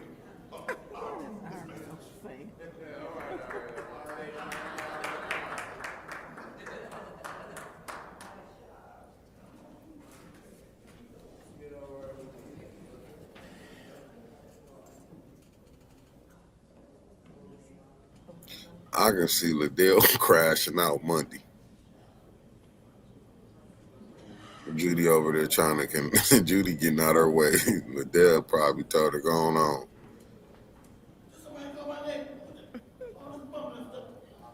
She look how she over there like she chastising our hair probably told her go on sit down somewhere. Go wobble back where you came from.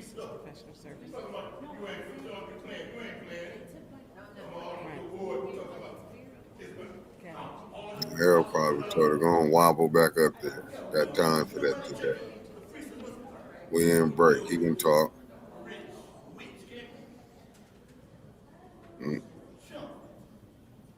Oh, Liddell not letting that go. Liddell finna prove a point.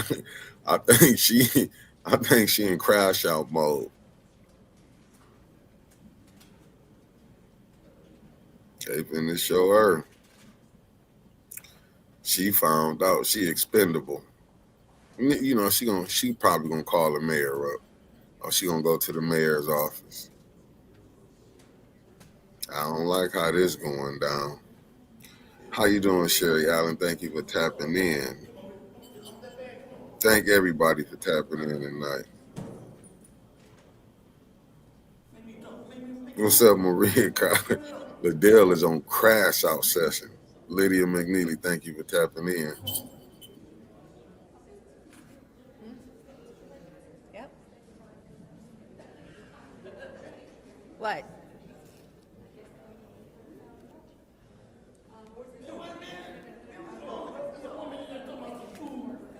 Hey, facts, Lummy, facts.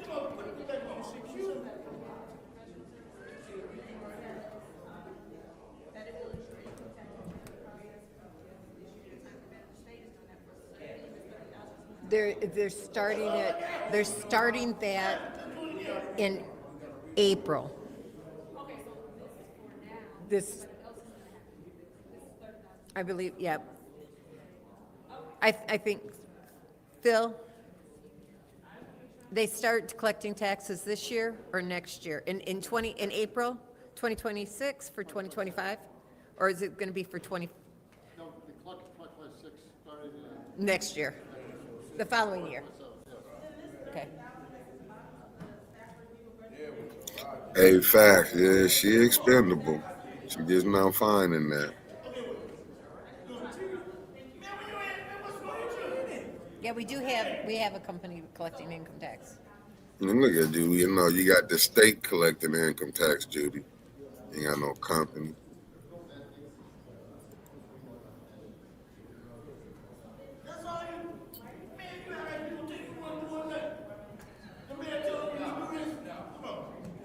Man, wow. Hey, good evening, DeBoer. He found out it's going to be a Surviving Leon Part 3. Lord. Yeah, smash that like button, family, and hype this city council up. And if you ain't subscribed to A10, subscribe to A10. It don't hurt to do nothing but subscribe.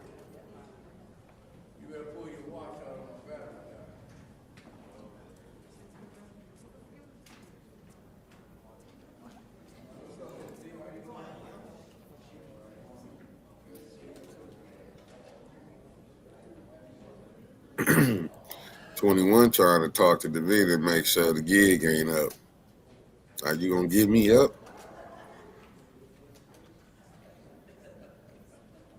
That's what 21 down there. He trying to see if Davina gonna give Okay. him up. I'm out.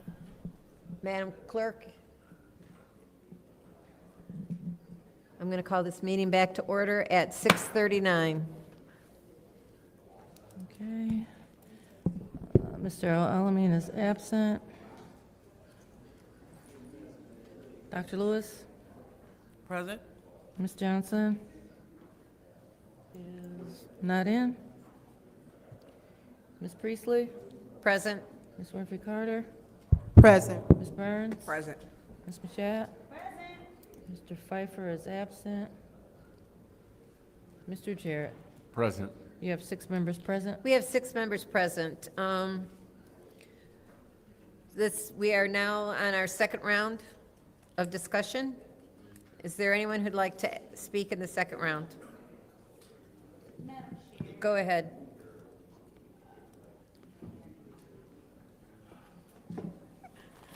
Thank you.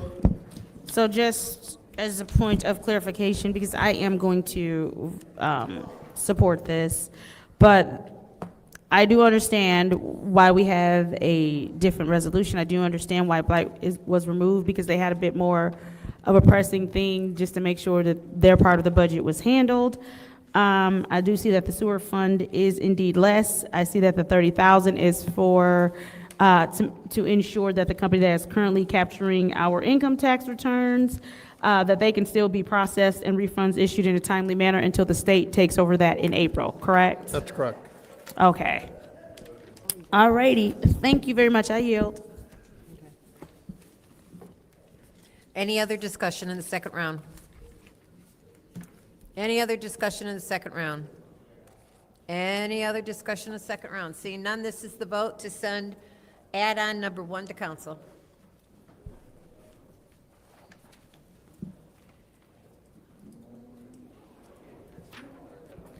Mr. Jarrett. Yes. Dr. Lewis. Yes. Ms. Johnson. Yes. Ms. Priestley. Yes. Ms. Winfrey Carter. Yes. Ms. Burns. Yes. Ms. Mashat. Yes. The vote is 7 yes, 0 no. The vote is 7 yes, 0 no. The next one is add-on number 2, which is to test the air quality for mold and other hazards within the Flint City Police Department building. I'll entertain a motion for that. Madam Chair.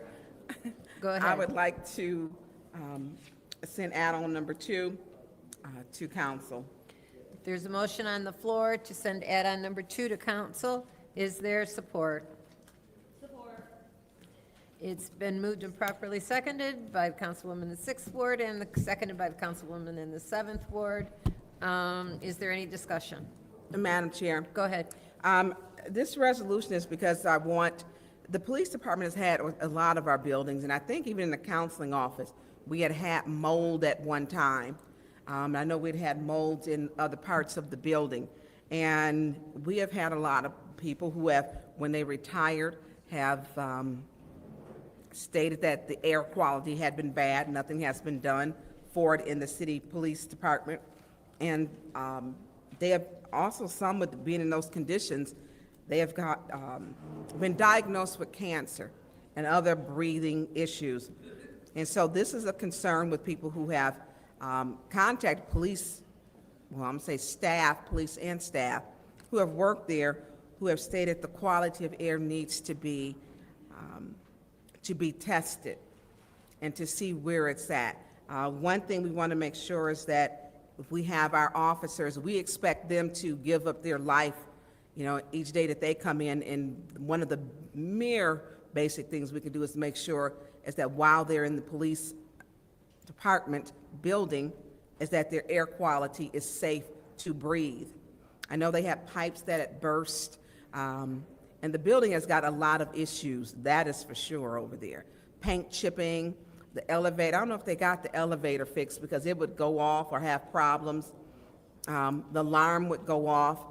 So there are issues, but the biggest concern is there are employees who have stated that the air quality is bad in that building, and it's causing health hazards. You know, they want to come here, they do their jobs, not to mention they did stay, you know, they even stay because even though that they're underpaid than most other municipalities, but asking at the very least if we can make sure that their environment that they're working in is safe so that they can breathe.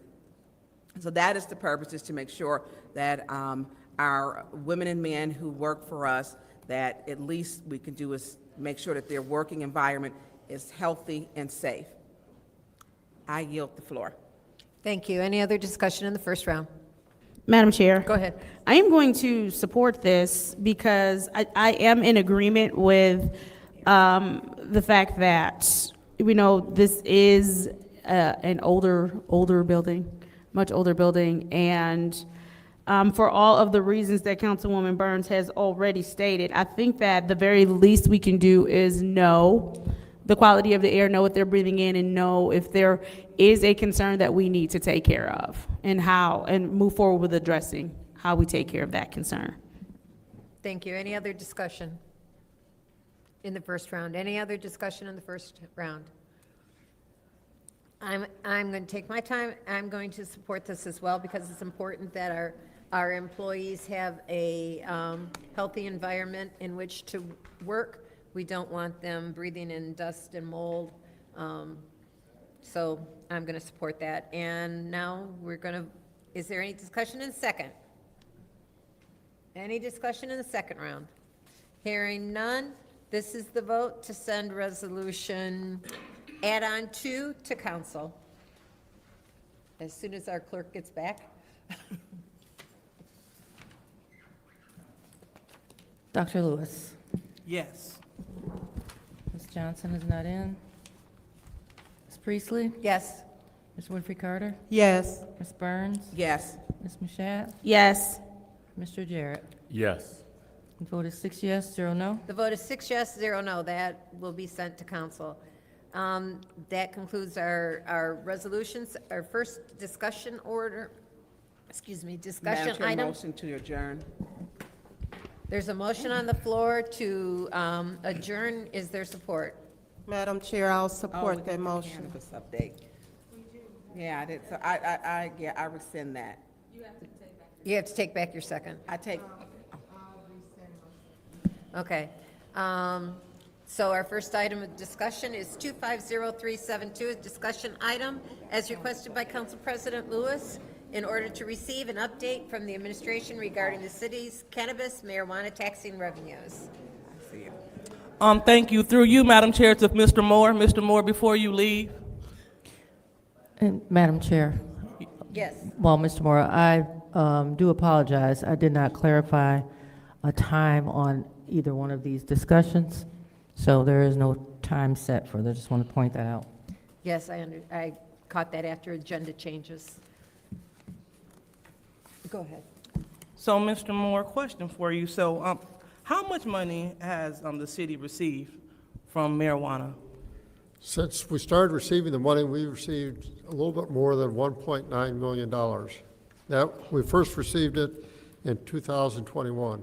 2021? Okay, so what about this year? This year, we haven't received this year's allocation. That normally arrives in February. So, hold on, so you said you haven't received this year's? We haven't received anything this year. That will show up in February 2026. Okay, so nothing this year? Mr. No, Moore, I think that it's confusion. She's talking about 2025 versus fiscal year 26. Okay, And you're the- thinking the- fiscal year. If you're talking about 2025, in February 2025, we received $640,515.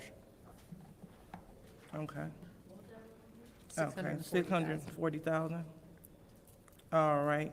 And so what have we spent this revenue on? Well, what have, Most of it is going to support the cannabis office. The what? The cannabis enforcement office. We spend approximately $570,000 a year for the cannabis office. okay. There's also some other monies that's spent in the planning and enforcement. They have to inspect the operations every year. We don't track that separately, but we're assuming that's part of, there's a cost involved for that. We just don't have the exact dollar amount for that part of it. Okay, so you say it takes $570,000 to run the office, and we received 640. So it looks like there is, I guess, an additional just 70K. So have that 70K been allocated? It's part of the general fund. The state of Michigan doesn't restrict the marijuana funds. So the instruction we get from the Department of Treasury, that goes into our general fund as unrestricted. Okay, say that one more time. You said the state of Michigan restricts The it? money goes into the general fund unrestricted. Mm-hmm. So we can spend that however the city wants. Right now, it's just part of the general fund. However we want to spend the general fund dollars, that's how we spend that, those funds. Okay, so is that the discretion of the mayor? Right. Okay, thank you for that. All right, and I believe, I'll go ahead and yield the floor. Madam Chair.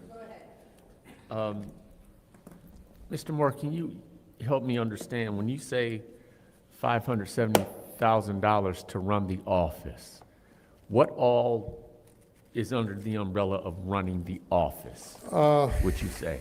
or to help me understand? I'm not sure I'm the right person to ask that question. I mean, is it staff? It's staff, most of it's staff. How many FTE are there? Pardon? How many persons are in that department?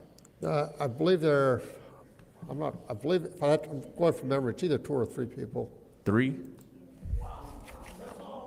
Okay, and supplies? I mean, I'm just trying to understand what all it means to run an office. Actually, a good part of it, just looking at the budget, a good part of that, the numbers I'm looking at were from included a pension grant. Most of that was actually for the pension grant we received. Was from a pension grant or for a pension? We received the dollars for the legacy pension cost, but we had to allocate the cost of that to each department, and then that was transmitted to MERS. They gave us the money, but we had to have an expense for that. And most of their budget actually goes to the legacy pension cost. Okay, hold on. The tax revenue that we got from marijuana in February of 25 was, you said, 640. Yeah, I'm sorry, I just looked at this just before I came to the meeting, so I just printed this out rather late. Yes, that's correct. About 300,000 of that is legacy pension cost. And that really didn't come out of the city's pocket. That was mostly a legacy, came from the pension grant itself. Okay, so if I'm understanding then correctly, the legacy pension cost, which I understand a little bit about, is a cost that the city has to cover. But my point is this: if I'm understanding you, it got spread across all departments, even if they never existed when the legacy was established. It's based on the current staffing that we have. Okay, so this 570,000 that it cost to run the office, you're saying 300 of that was for legacy? Was for that, yes, sir. Okay, and is that gonna, We received one more pension grant in this fiscal year. We're not likely to receive another one for a long, long time. Wow. So. Well, who's pocketing the money, Mr. Moore? Okay, so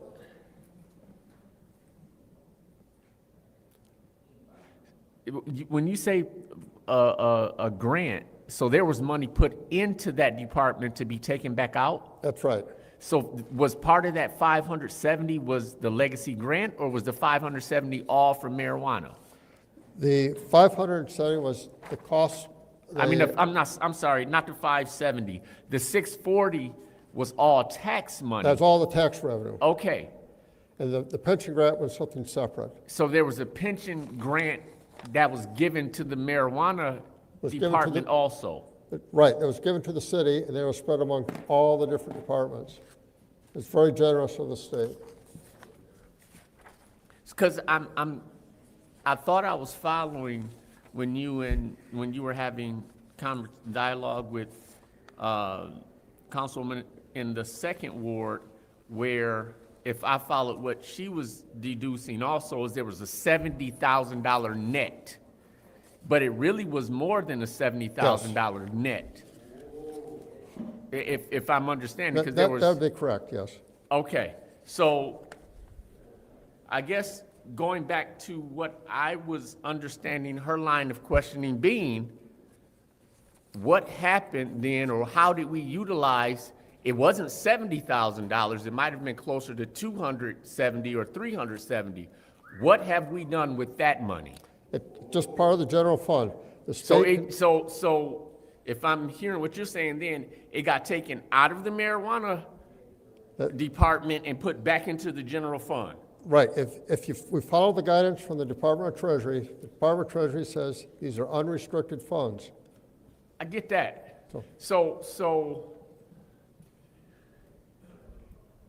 how then do we, or are we just saying, as a, because they're probably, for myself as a resident, I might have been willing to trade the inconveniences, I'll call it, that come with legalizing or having these shops and different things available, because on the back end, there's gonna be some tax monies collected that's going to be what I would hope to be meaningful and in a way that I can see. But Request for information. Councilman Jared, so do you understand that that money could also be used for home repairs that the residents been asking I about? follow that, but when it gets just sent back to the general fund and it gets commingled with everything, I almost can't say that it sort of gets commingled and lost in the sauce. That's what I'm saying. I understand, but that's the rules that the Okay. state set, so. I got it. But I guess, because I was probably expecting, or my expectation coming out of this is that we would be able to identify where the money went. That's what and I think that, not to speak for the councilwoman in the second ward, but I would almost have made that's an not assumption required that was that- where we were going with this, or be able to go. The state doesn't require that. There's some Right. funds where they require that explicitly, but this is not one of them. Okay, I yield. Any other discussion? Madam Chair. Go ahead. Hi, Mr. Moore. Hi. So, I mean, is this something we should be concerned about? Because I really just feel having this discussion with these funds, because they're unrestricted, that there may have been some inappropriateness. I like to shoot right down the middle, because this, and I'm catching all kind of different stuff over here. And so when people give us special orders, specifically on something with unrestricted funds, what's being done with them, is there anything inappropriate being done that we should know about with these funds? No, we're being very careful that we follow the law explicitly for all. I mean, I get concerned when Councilwoman Liddell Lewis states it could be used for home repair when she did not support that before. The state of Michigan says these funds are unrestricted. They're part of the general fund. Okay, so what have we been using it on besides It's just, salaries, fringe benefits? it'd be for anything in the general fund would be appropriate. But when we're taking it out, and Paul stepped up. So Paul, can you answer? No. I just want to clarify. Paul, like, no. The money is in the budget. It's budgeted, approved by you to be spent according to the budget. I mean, this accusation about inappropriate spending really irritates me. Okay? And that's all I'm going to say. This is the most honest man I've ever met in my life, and I'm sick of the accusations. So let me say this. Let me say this, because when we see this, I didn't put this on here. So let me be clear. When this comes up and I'm listening to my colleagues, we have the right to ask you if there's something, because it just doesn't come up. And I don't smoke marijuana, but some people do. And so when we're getting this out the blue and it's not budget time and we're being told, no one said no one's stealing, that's why we asked. That's why it was asked. And when it was said we should know, I believe that the money could be spent on home repairs. It's And in the this was general not, fund. this was not my special order. And so that is what council does. Council makes sure, and I didn't put it up here. Yeah, I have no problems with the question. The only problem I have is I didn't have as much time as I would like to prepare for it. And let me be clear, I don't know your last name. Morley? B-O-R-L-E. Thank you, I always, so Borley. It's not saying, and I like Mr. Moore, but when we have a CFO, sometimes the questions, when we're getting this, and it's a question regarding marijuana, and I'm looking at faces and expressions, and maybe you don't see that. This was not mine, then we have to ask the clear, and I like to put it because the public wants to know. And so if he states nothing is wrong, then Mr. Morley, we have to accept that. I want to clear the air because we're saying, well, you know, it could, point of question, order, you could be using this on home repair, and I'm getting it from someone who never supported home repair before. What? So, Point of order. Go ahead. Okay, so she's speaking to my motives. There is nothing that signifies that I do not support home repair. so it's just really. You voted multiple times for home repair. I know. And so she's voted no several times for it also. So let's make Request that clear. point of She order. didn't vote for it every time. What's and that's your a point? fact, not Okay, speaking to her motives. again, she's speaking to motives and she's not telling the truth. Not only that, but you must leave things that happened in the past in the past. That is Where does it state that is in Robert's rules. Go ahead. I'm sorry, but is Go it, ahead. where's it Continue for us? discussion. Y'all can keep making up. I want to be clear with this. I'm looking at this. I didn't bring this up, Paul. I'm not questioning marijuana because I actually trust what they do when I have a conversation with the people who run it. So I don't know when our deposits come in. I don't know. But when it's raised, I think it's a fair thing when it's Mr. Moore's job to answer for us. And so I didn't bring this up. But the conversations got really interesting and the sidebars did. So Mr. Moore, we have nothing to be worried about, correct? Because I want to put that to rest before you walk away from the lectern or the podium. So we're good, Paul. Mr. Morley, are we good? Borley, I know. I'm sorry. So listen, I just want to make sure everything else that we're walking away, nothing's being done inappropriate with the money. It can go into the general fund. It is in unrestricted funds. And I don't know why, of course, request for information. Councilman Lewis, why did you bring this forward?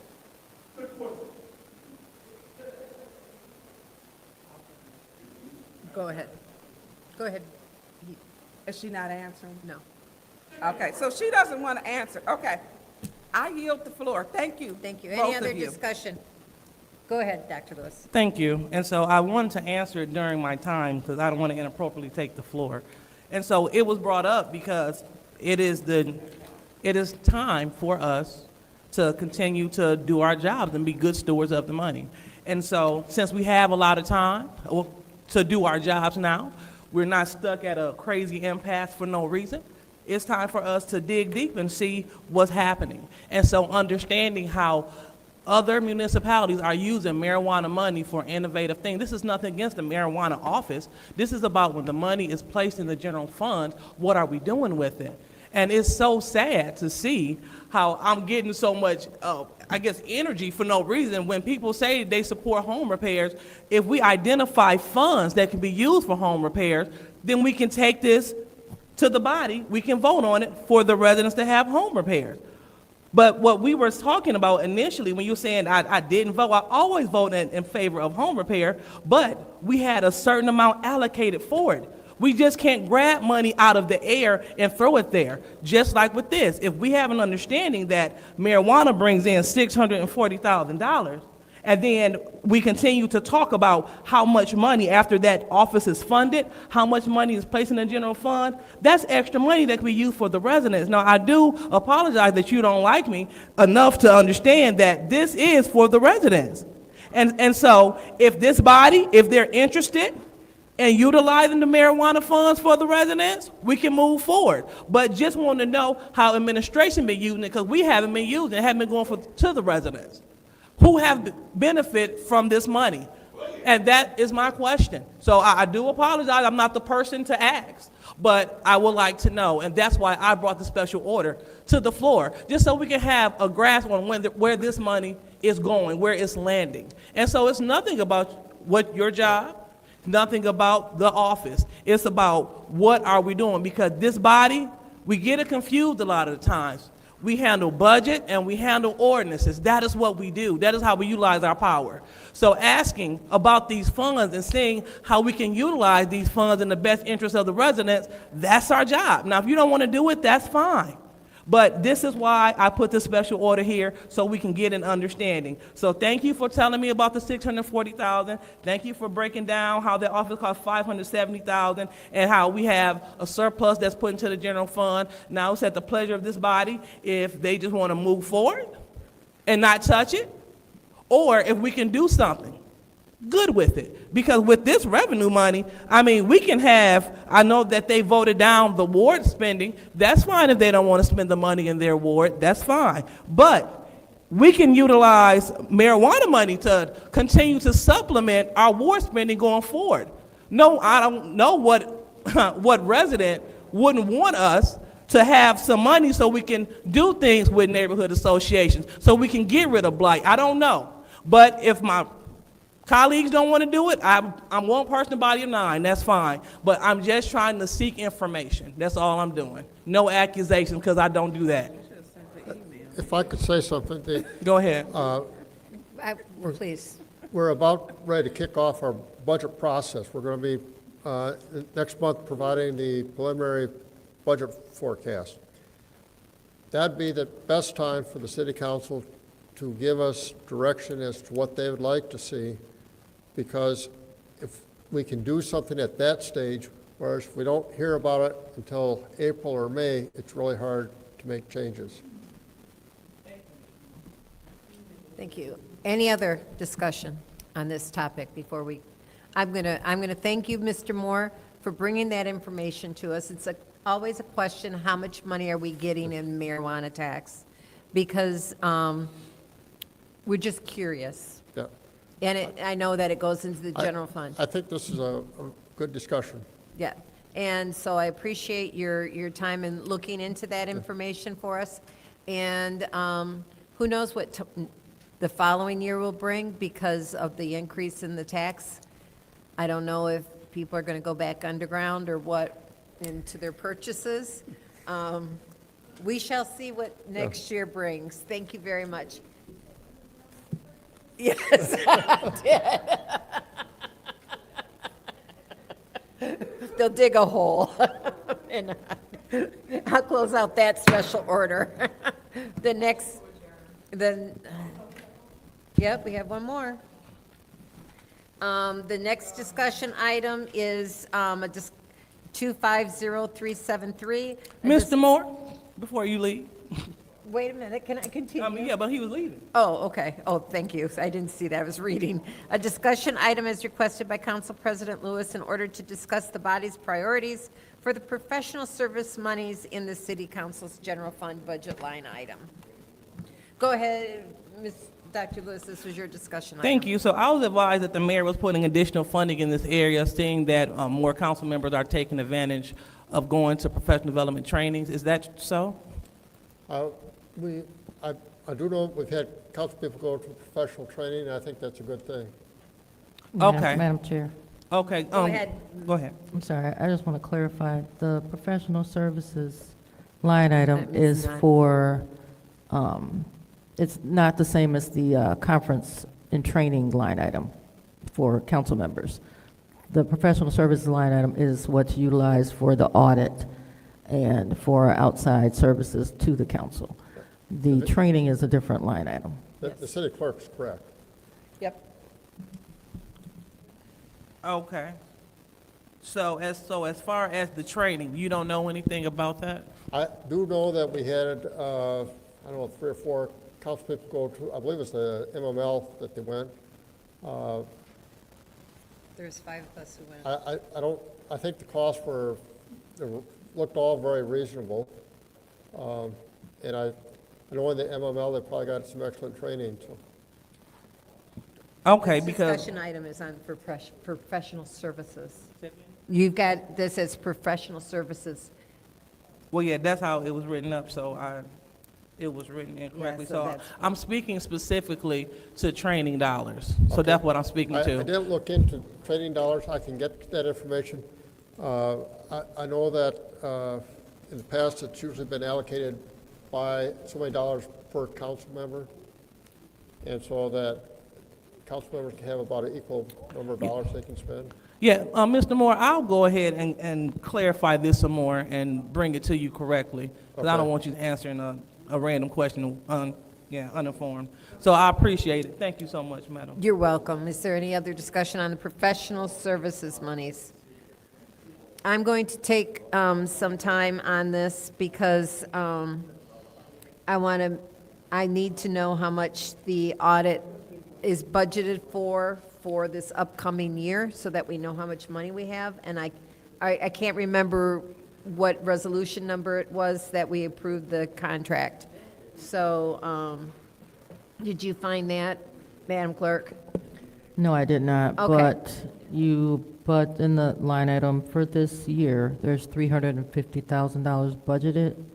And the engagement letter for the audit, we have not gotten the final bill for, is $291,000 with other contingencies. And if you recall, the last audit, when it was all said and done for fiscal year 2023, ended up costing $401,000. So, yeah, that $350,000 is probably going to all be spent on the audit. I would assume so as well, especially since it was delayed due to our cyber attack, as well as their scheduling issues. And then for the council's information, the Flint Housing Commission's audit was incorrect, and they had to go back and redo the Flint Housing Commission's audit. So we may need to add money into this line item to be able to provide for interpreters, and that's something that we'll need to discuss you and I can discuss that.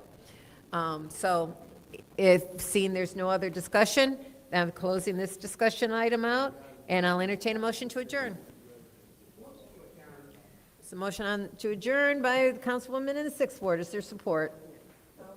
It's supported by the councilwoman in the 5th Ward. Roll call, Madam Clerk. Ms. Priestley? Yes. Ms. Winfrey Carter? Yes. Ms. Burns? Yes. Ms. Mashat? Yes. Mr. Jarrett? Yes. Dr. Lewis? Yes. Ms. Johnson is not in. The vote is 6 yes, 0 no. The vote is 6 yes, 0 no. The meeting is adjourned at 7:13.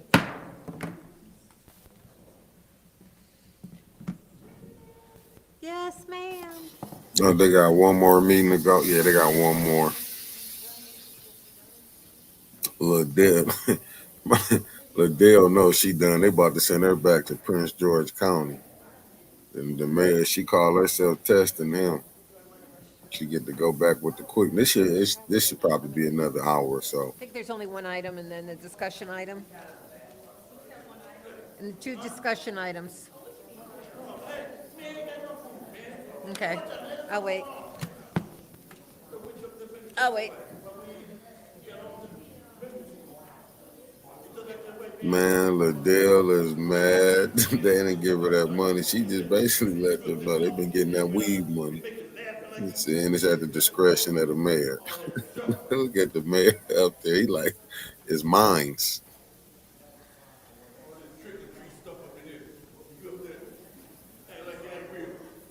Yeah, she could. Man, Liddell played herself. But this is what happened with a person. She can make it tight for him on her way out though. she can get down there, but you know. He's really he's really on a.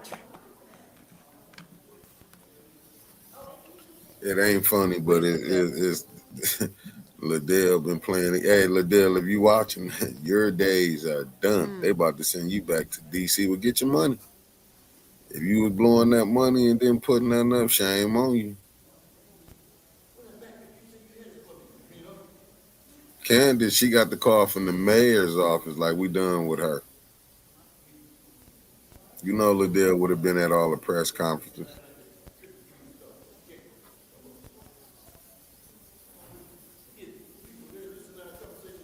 And she mad they cut that money off. Ooh-wee. She said, holla at Murdoch. Liddell, here some go. This ain't me saying it. She said, holla, this is how it began. This is when they don't need you no more, Liddell. This is when they say it's over now. They saying it's over. No, it's not over. It's one more meeting. It's about an hour meeting. It should be 2 items. And then you notice they letting Liddell speak. They don't even care. Liddell probably finna light one up allegedly on her way up out there. On her ride home, she gonna cry in the car.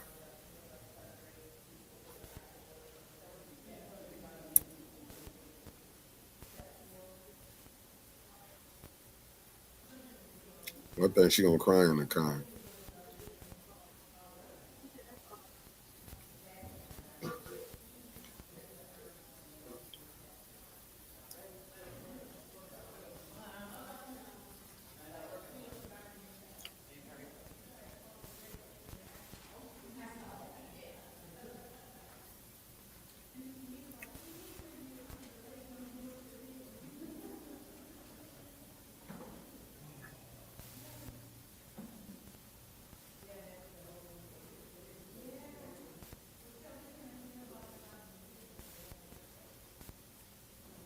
Oh, facts, Raphael. I've been watching it.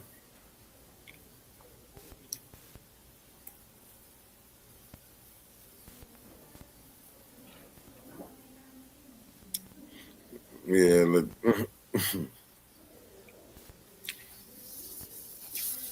When she challenged the mayor, she signed she got her one-way trip back to back to Maryland.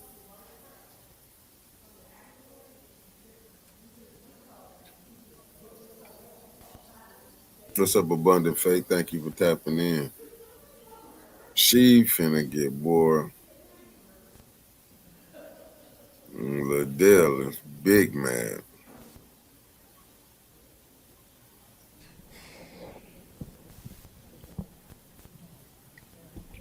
Hey, Liddell. I told you.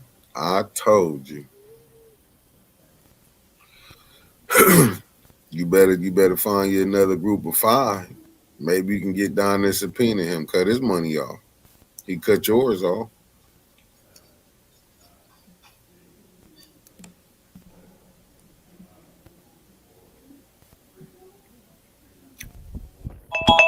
The time is now 7:18 PM on Wednesday, November 5th. I hereby call this Governmental Operations Committee meeting to order. Roll call, Madam Clerk. Mr. Alamin is not in. Dr. Lewis? Present. Ms. Johnson is not in. Ms. Priestley? Present. Ms. Winfrey Carter? Present. Ms. Burns? Present. Ms. Mashat? Present. Mr. Pfeiffer is not in. Mr. Jarrett? Present. You have 6 members present. 6 members present. It is now time for the reading of the disorderly person city code subsection. Any person that persists in disrupting this meeting will be in violation of Flint City Code Section 31-10, disorderly conduct, assault and battery, and disorderly persons, and will be subject to arrest for a misdemeanor. Any person who prevents the peaceful and orderly conduct of any meeting will be given 1 warning. If they persist in disrupting this meeting, the individual will be subject to arrest. Violators will be removed from the meeting. Are there any requests for agenda changes and/or additions? Seeing as how there are no requests for agenda changes and/or additions, it is now time for public comment. Members sorry. of the public. Oh, Madam Chair, I'm sorry. yes. I do have a replacement resolution for the appointment that's on the agenda. It was discussed before that it had a typo on it. And so this replacement just corrects that typo, so I don't know that. Oh, where it says reappointment, it says replacing? Replacing Yeah. someone. So yeah, I don't think that you really need to do anything, but we just wanted to get that to you. So. All right. Thank you. And her correction was just simply that the resolution on here has replacing someone's name at the end, and that should not be there. It is now time for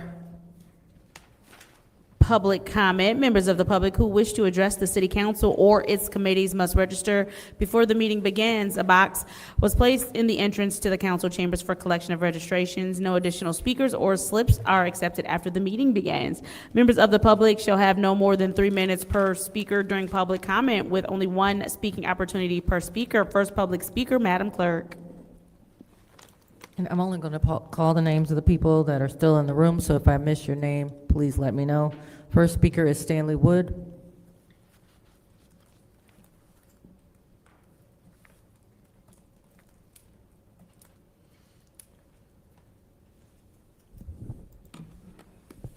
Good evening. Let me probably quick. The money raised for the domestic violence last week, I appreciate everybody that did it. I don't know where the money went. I hope it went to the YMCA or YWCA. But I think that was a good thing.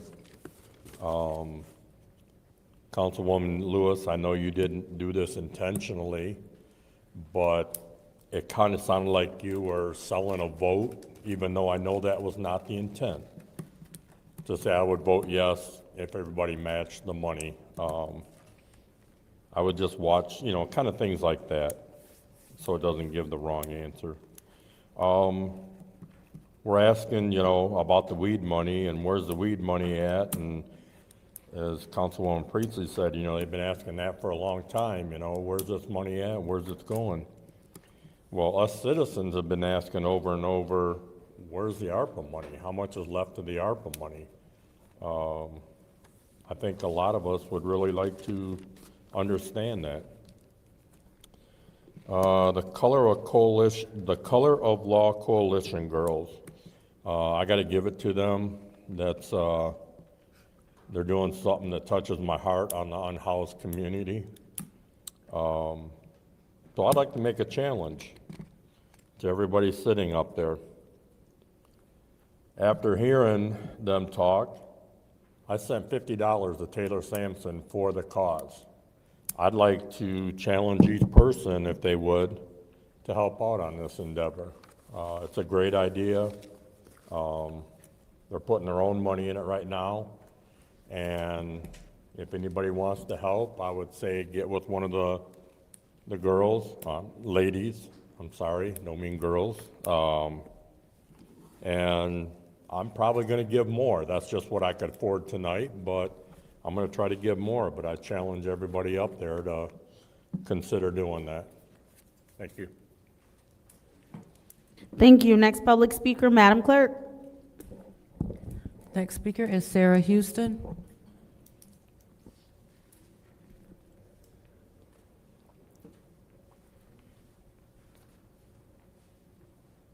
I'm not going to be up here long because I didn't write anything out, and I tend to like to write my thoughts so that I can articulate them better.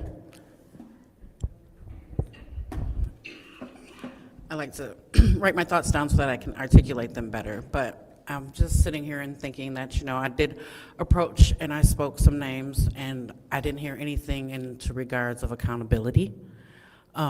It would be nice if you know you made a mistake to say, yes, I made a mistake, I did know better, and I should have known better, and I will do better. But when you sit there and you take your whole 3 minutes talking about the very event that I talked about and didn't even acknowledge that you made a mistake in that event, it just says a lot about you, and it just says to me and to anybody who's watching that you just don't care. And I would just like to feel like somebody actually cares. I was very happy to hear that there is going to be something in the budget. There's going to try to be something in the budget. So that's very satisfying for me. That's why I stuck around for a couple minutes, because I got to go be a grandma and babysit and then a mom and pick my son up from school and stuff. But I would just ask that you guys would start taking accountability for your mistakes and your actions so that people can know and see that you actually do care and listen when they take time out of their day to come out here. I've been gone all day. I drove to Grand Rapids today and came right home and saw what time it was and said, oh shoot, let me get to the council meeting. So if I care enough, I would just ask for you to care enough to at least respond, you know, and say something, make me feel like you hear me or something, anything. So I appreciate you, Dr. Carter, for coming and speaking to me. I appreciate Councilwoman Johnson for apologizing for her mistake that she made. And I just hope that you guys have a good evening. Bye-bye. Thank you. Next public speaker, Madam Clerk. Next speaker is R.L. Mitchell.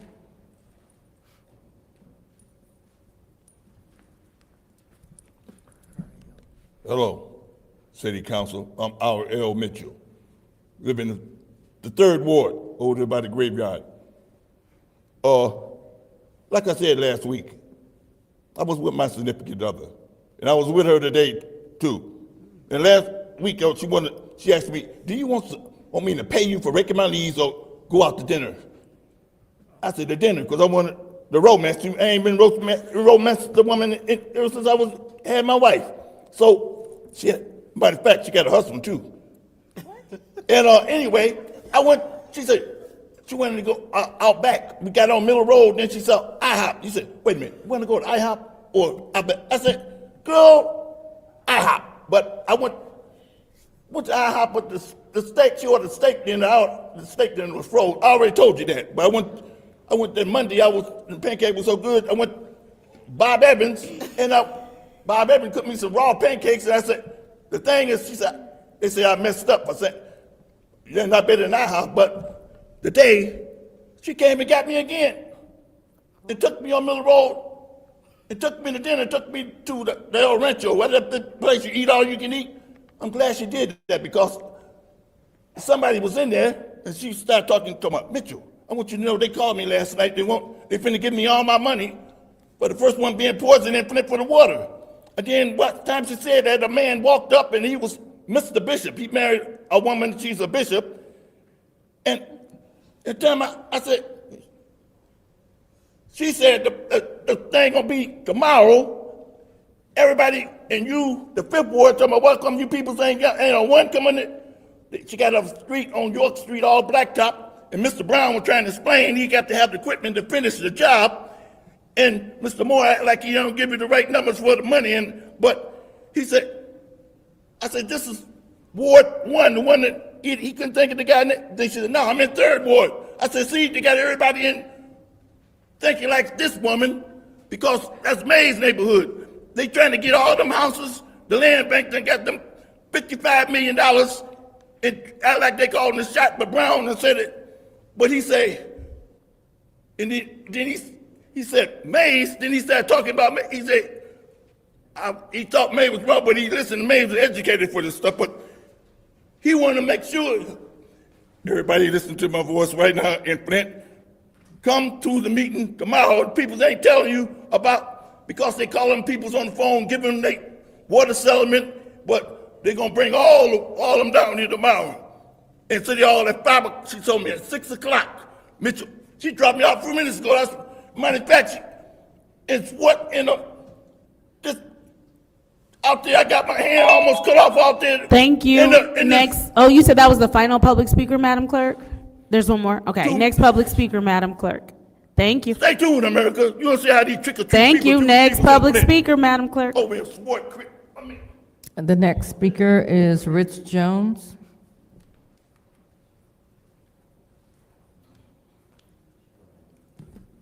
How y'all doing today?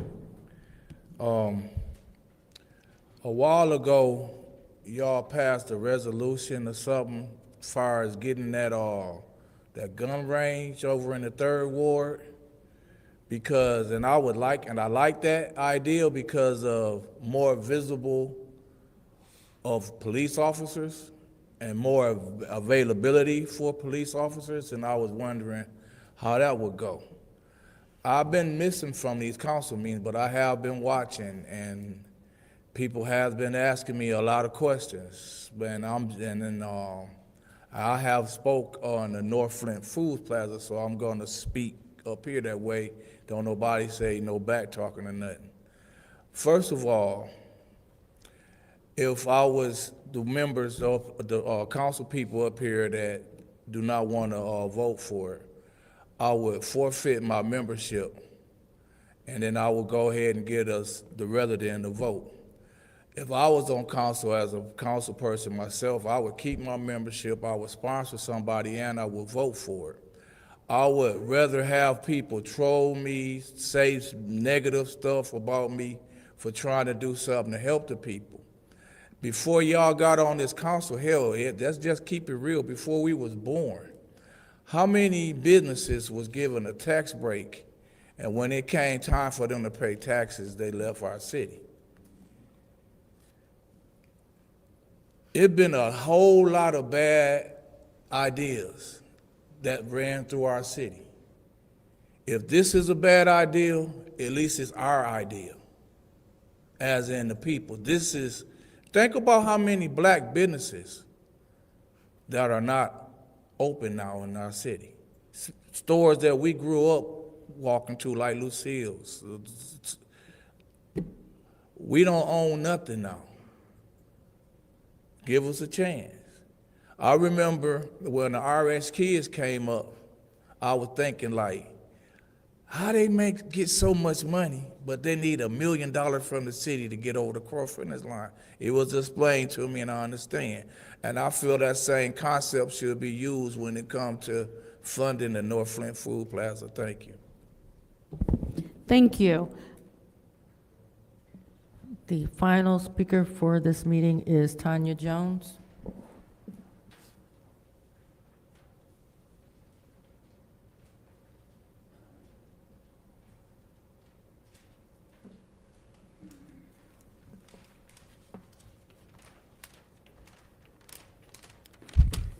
Good evening, I'm Tanya Jones. I'm here because I'm advocating for my son and opioid crisis is real. First off, Liddell, you keep asking about the money, and I keep asking about the money that went to Leon, $150,000 of the opioid money. So that's the main concern, like why did he get it? And that never got answered. So the opioid crisis is real. And I just seen Judy shake her head, but I'll be back with you. And Candace, Flint is small. I lived out in Davidson, and with Davidson had black mold, and I no longer reside there, but you're a Christian, and so, you know, I mean, it's election time gonna come, so you need to think of the people, because the people has the word, they vote, but people supposed to tell where they really live at. So when they go to investigation, you know, everything will come out. So, you know, another thing, I want to say thank you for Hannibal, because with this case with Hannibal, with Judge Hannibal, John Cole wanted 12 years. He gave him 20 to 40. That's better than nothing. I'm dealing with my son to get him in therapy behind this. This goes behind, everything goes, after y'all go home, I still have to deal with my son. He's part of the opioid crisis. So Judy, I mean, I have copies. I hope everybody got one, received one. But 1655, my son lived there. He was not a squatter. He was on this drug at this house.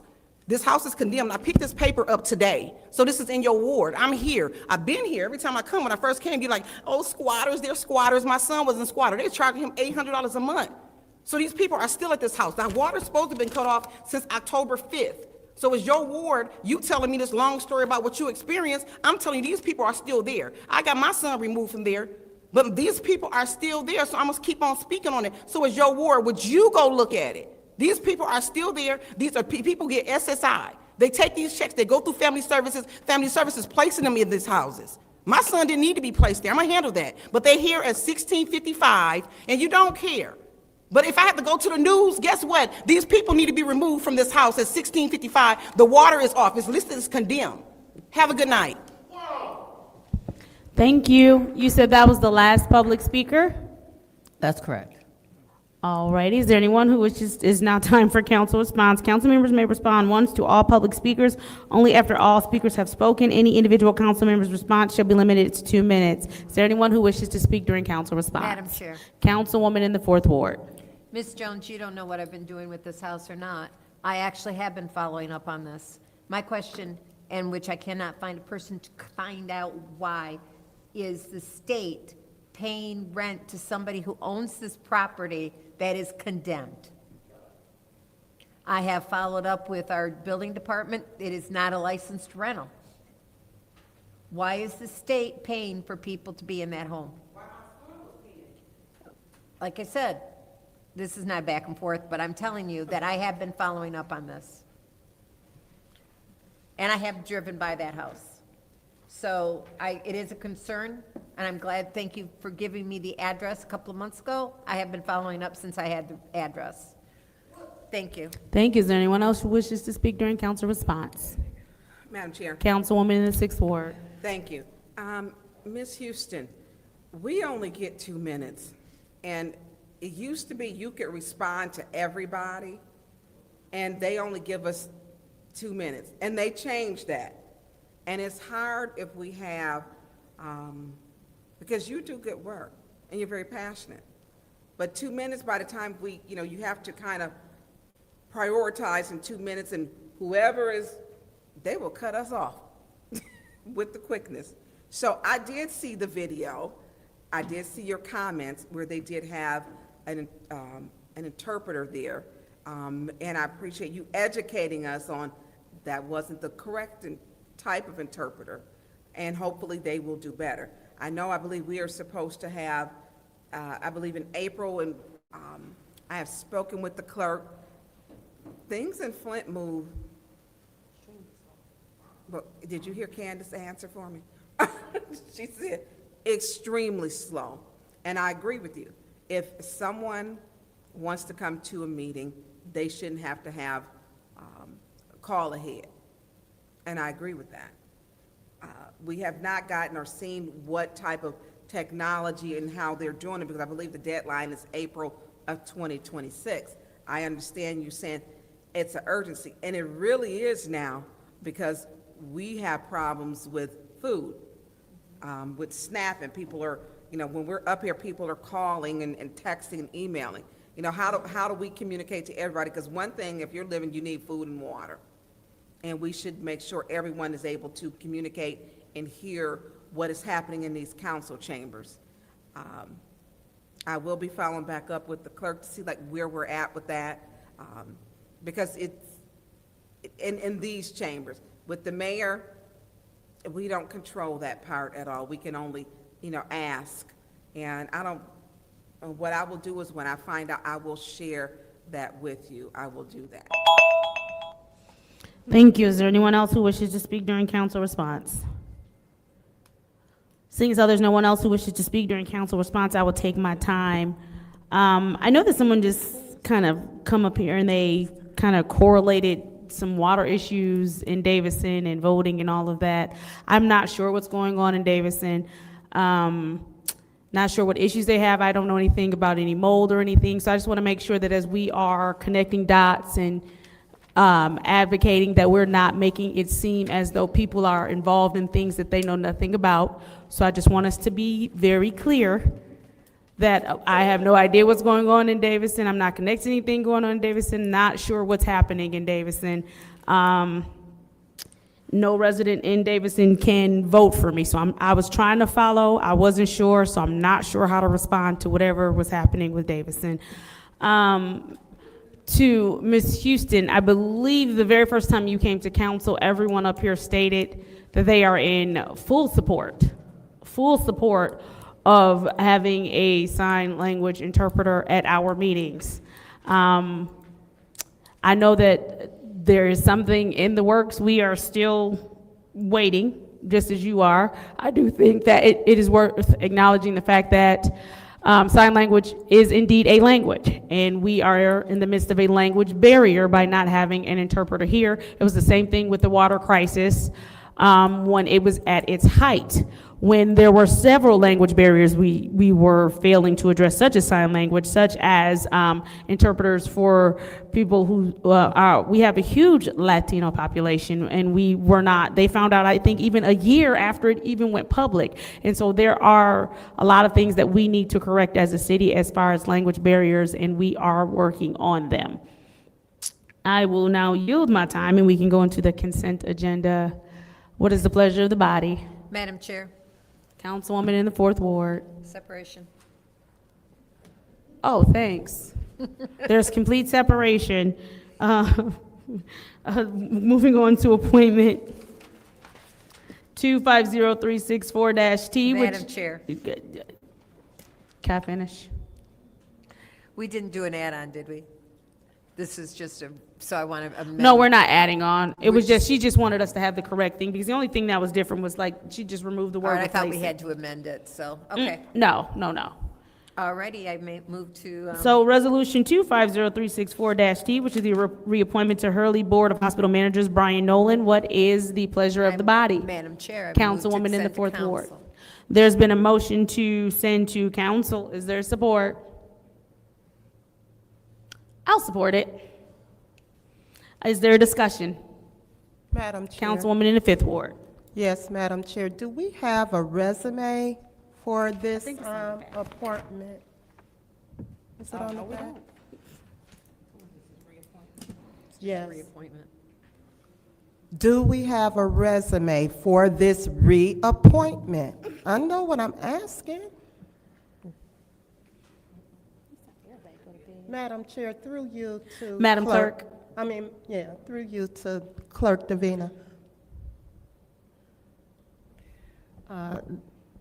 I'm sorry, no, that resolution was received with just the resolution itself, and normally, because he is a reappointment, I don't like to pull their old resumes because it's been some years, you know, so, but that is how, it was just a one-page, it was just a resolution that was submitted.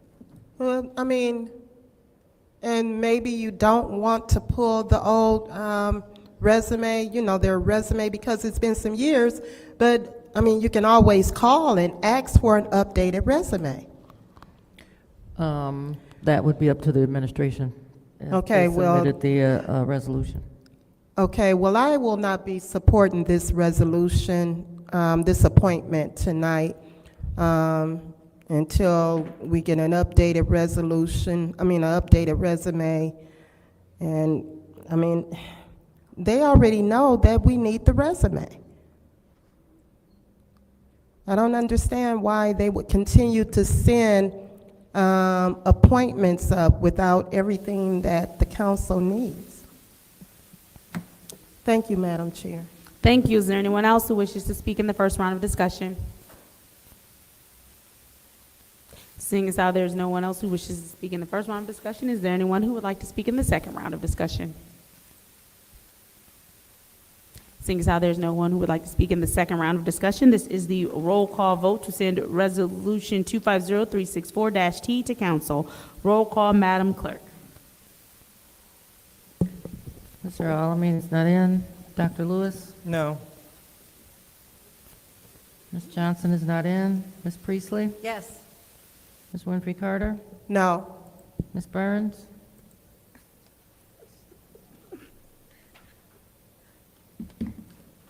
No. Ms. Mashat? Yes. Mr. Pfeiffer is not in. Mr. Jarrett? No. And the vote is 2 yes, 4 no. The vote is 2 yes, 4 no. That appointment fails. We are all done with the appointments, so moving on to our special order discussion items. One is the discussion item on water testing update. We'll start with 15 minutes for now, Madam Clerk. And this discussion item is requested by Council President Lewis in order to receive an update on the City Council's request for water testing by an independent agency for approximately 100 houses within the 3,400 to 3,600 blocks of Brownell Boulevard. Is there anyone who would like to speak at this time?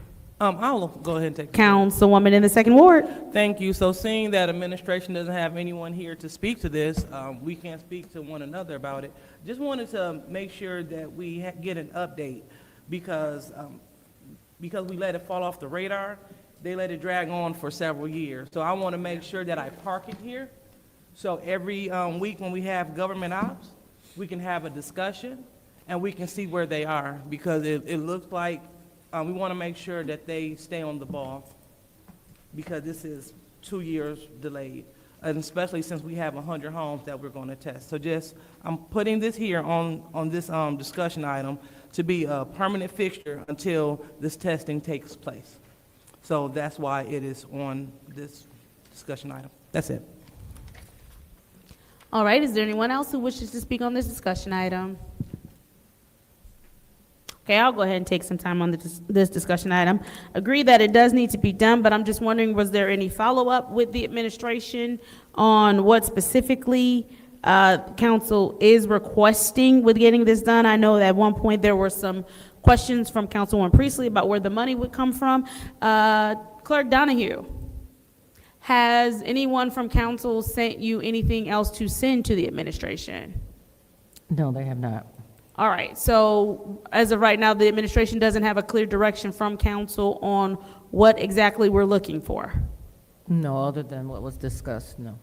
Okay, so then what we'll do is we will urge all of our colleagues, if there is anything that you would like to see have happened with this, if we could get a list to Clerk Donahue. Clerk Donahue, if we could compile that and you can get specifics and get that sent to the administration, because what we don't want to do is discuss something every week and they've not been given clear direction or communication from the council of what we're expecting now that we've passed this. So I want to make sure that we give them clear direction on what we're expecting since it has been passed, and then that way we can track some actual progress because they have a clear indication of what they should be doing.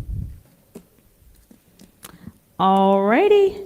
I guess with that said, discussion item 250374-T is closed.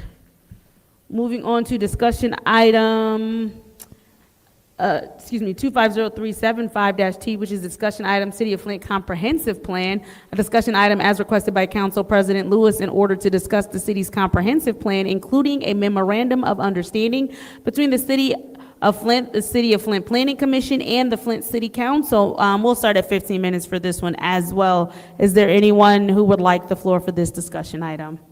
Madam Chair. Councilwoman in the second ward. So I received a letter from Robert Wesley, and it was stating that in order to have the city's comprehensive plan updated, it involves finalizing and signing off on the memorandum of understanding to create the planning process steering committee. And they said that a draft was presented to council based off of our feedback. It was amended, and they still haven't heard from us. So they're trying to get this MOU passed. They don't know what's the holdup. So I see that although we had it on our agenda, no one is here from administration to talk about it. So Madam Chair, do you have any information about this MOU for the comprehensive plan?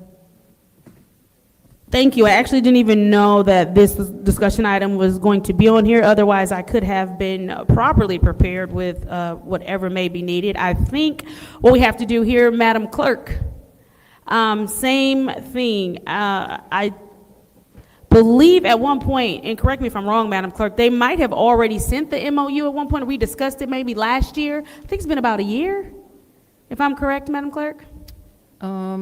Just doing a quick research, and I'm not sure if you actually adopted a resolution, but there was a resolution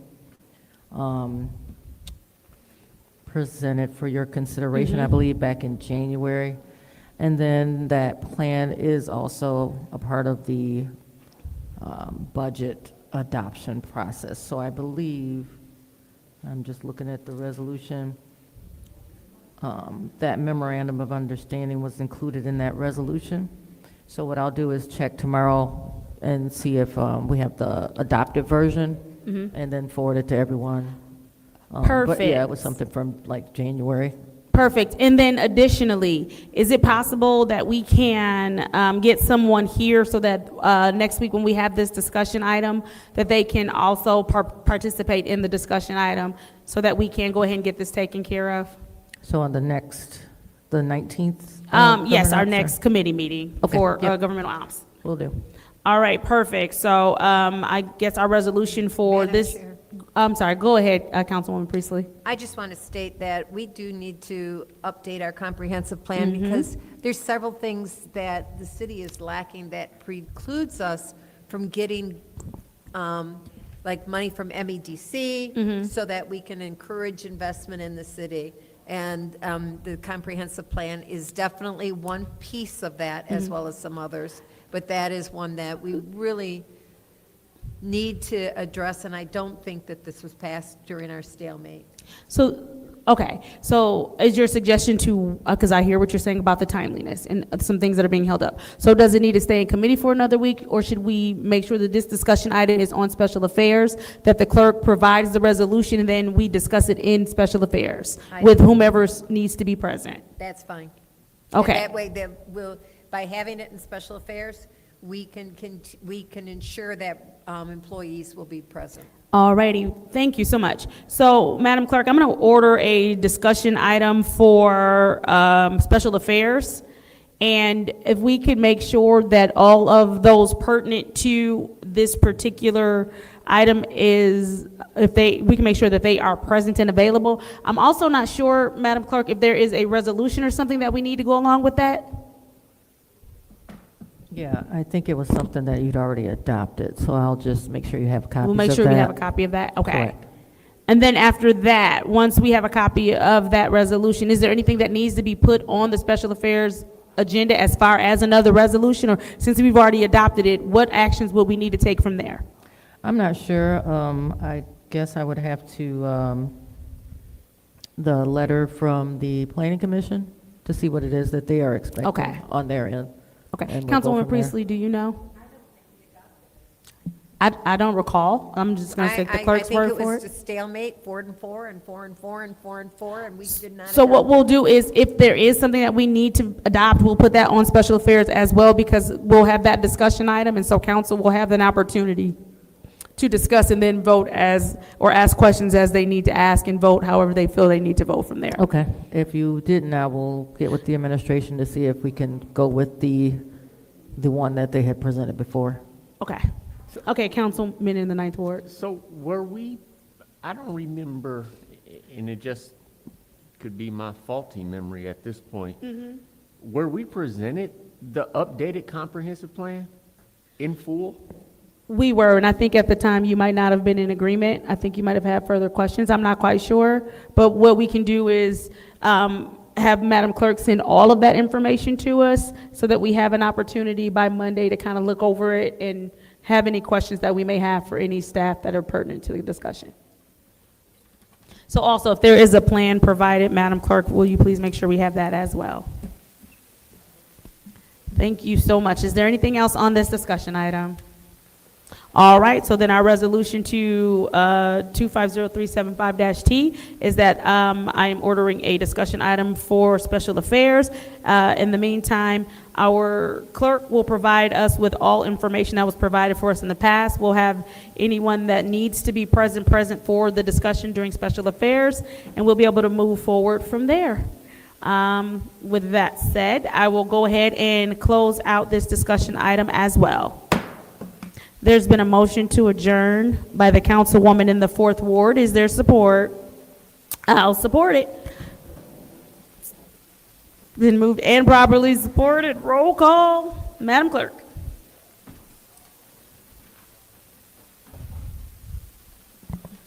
Dr. Lewis? Yes. Ms. Johnson is absent. Ms. Priestley? Yes. Ms. Winfrey Carter? Yes. Ms. Burns is not in. Ms. Mushat? Yes. Mr. Pfeiffer is absent. Mr. Jarrett? Yes. Mr. Alamin is absent. The vote is 5 yes, 0 no. Vote is 5 yes, 0 no. The time is 7:53 on November 5th. I hereby adjourn the Governmental Affairs Committee meeting.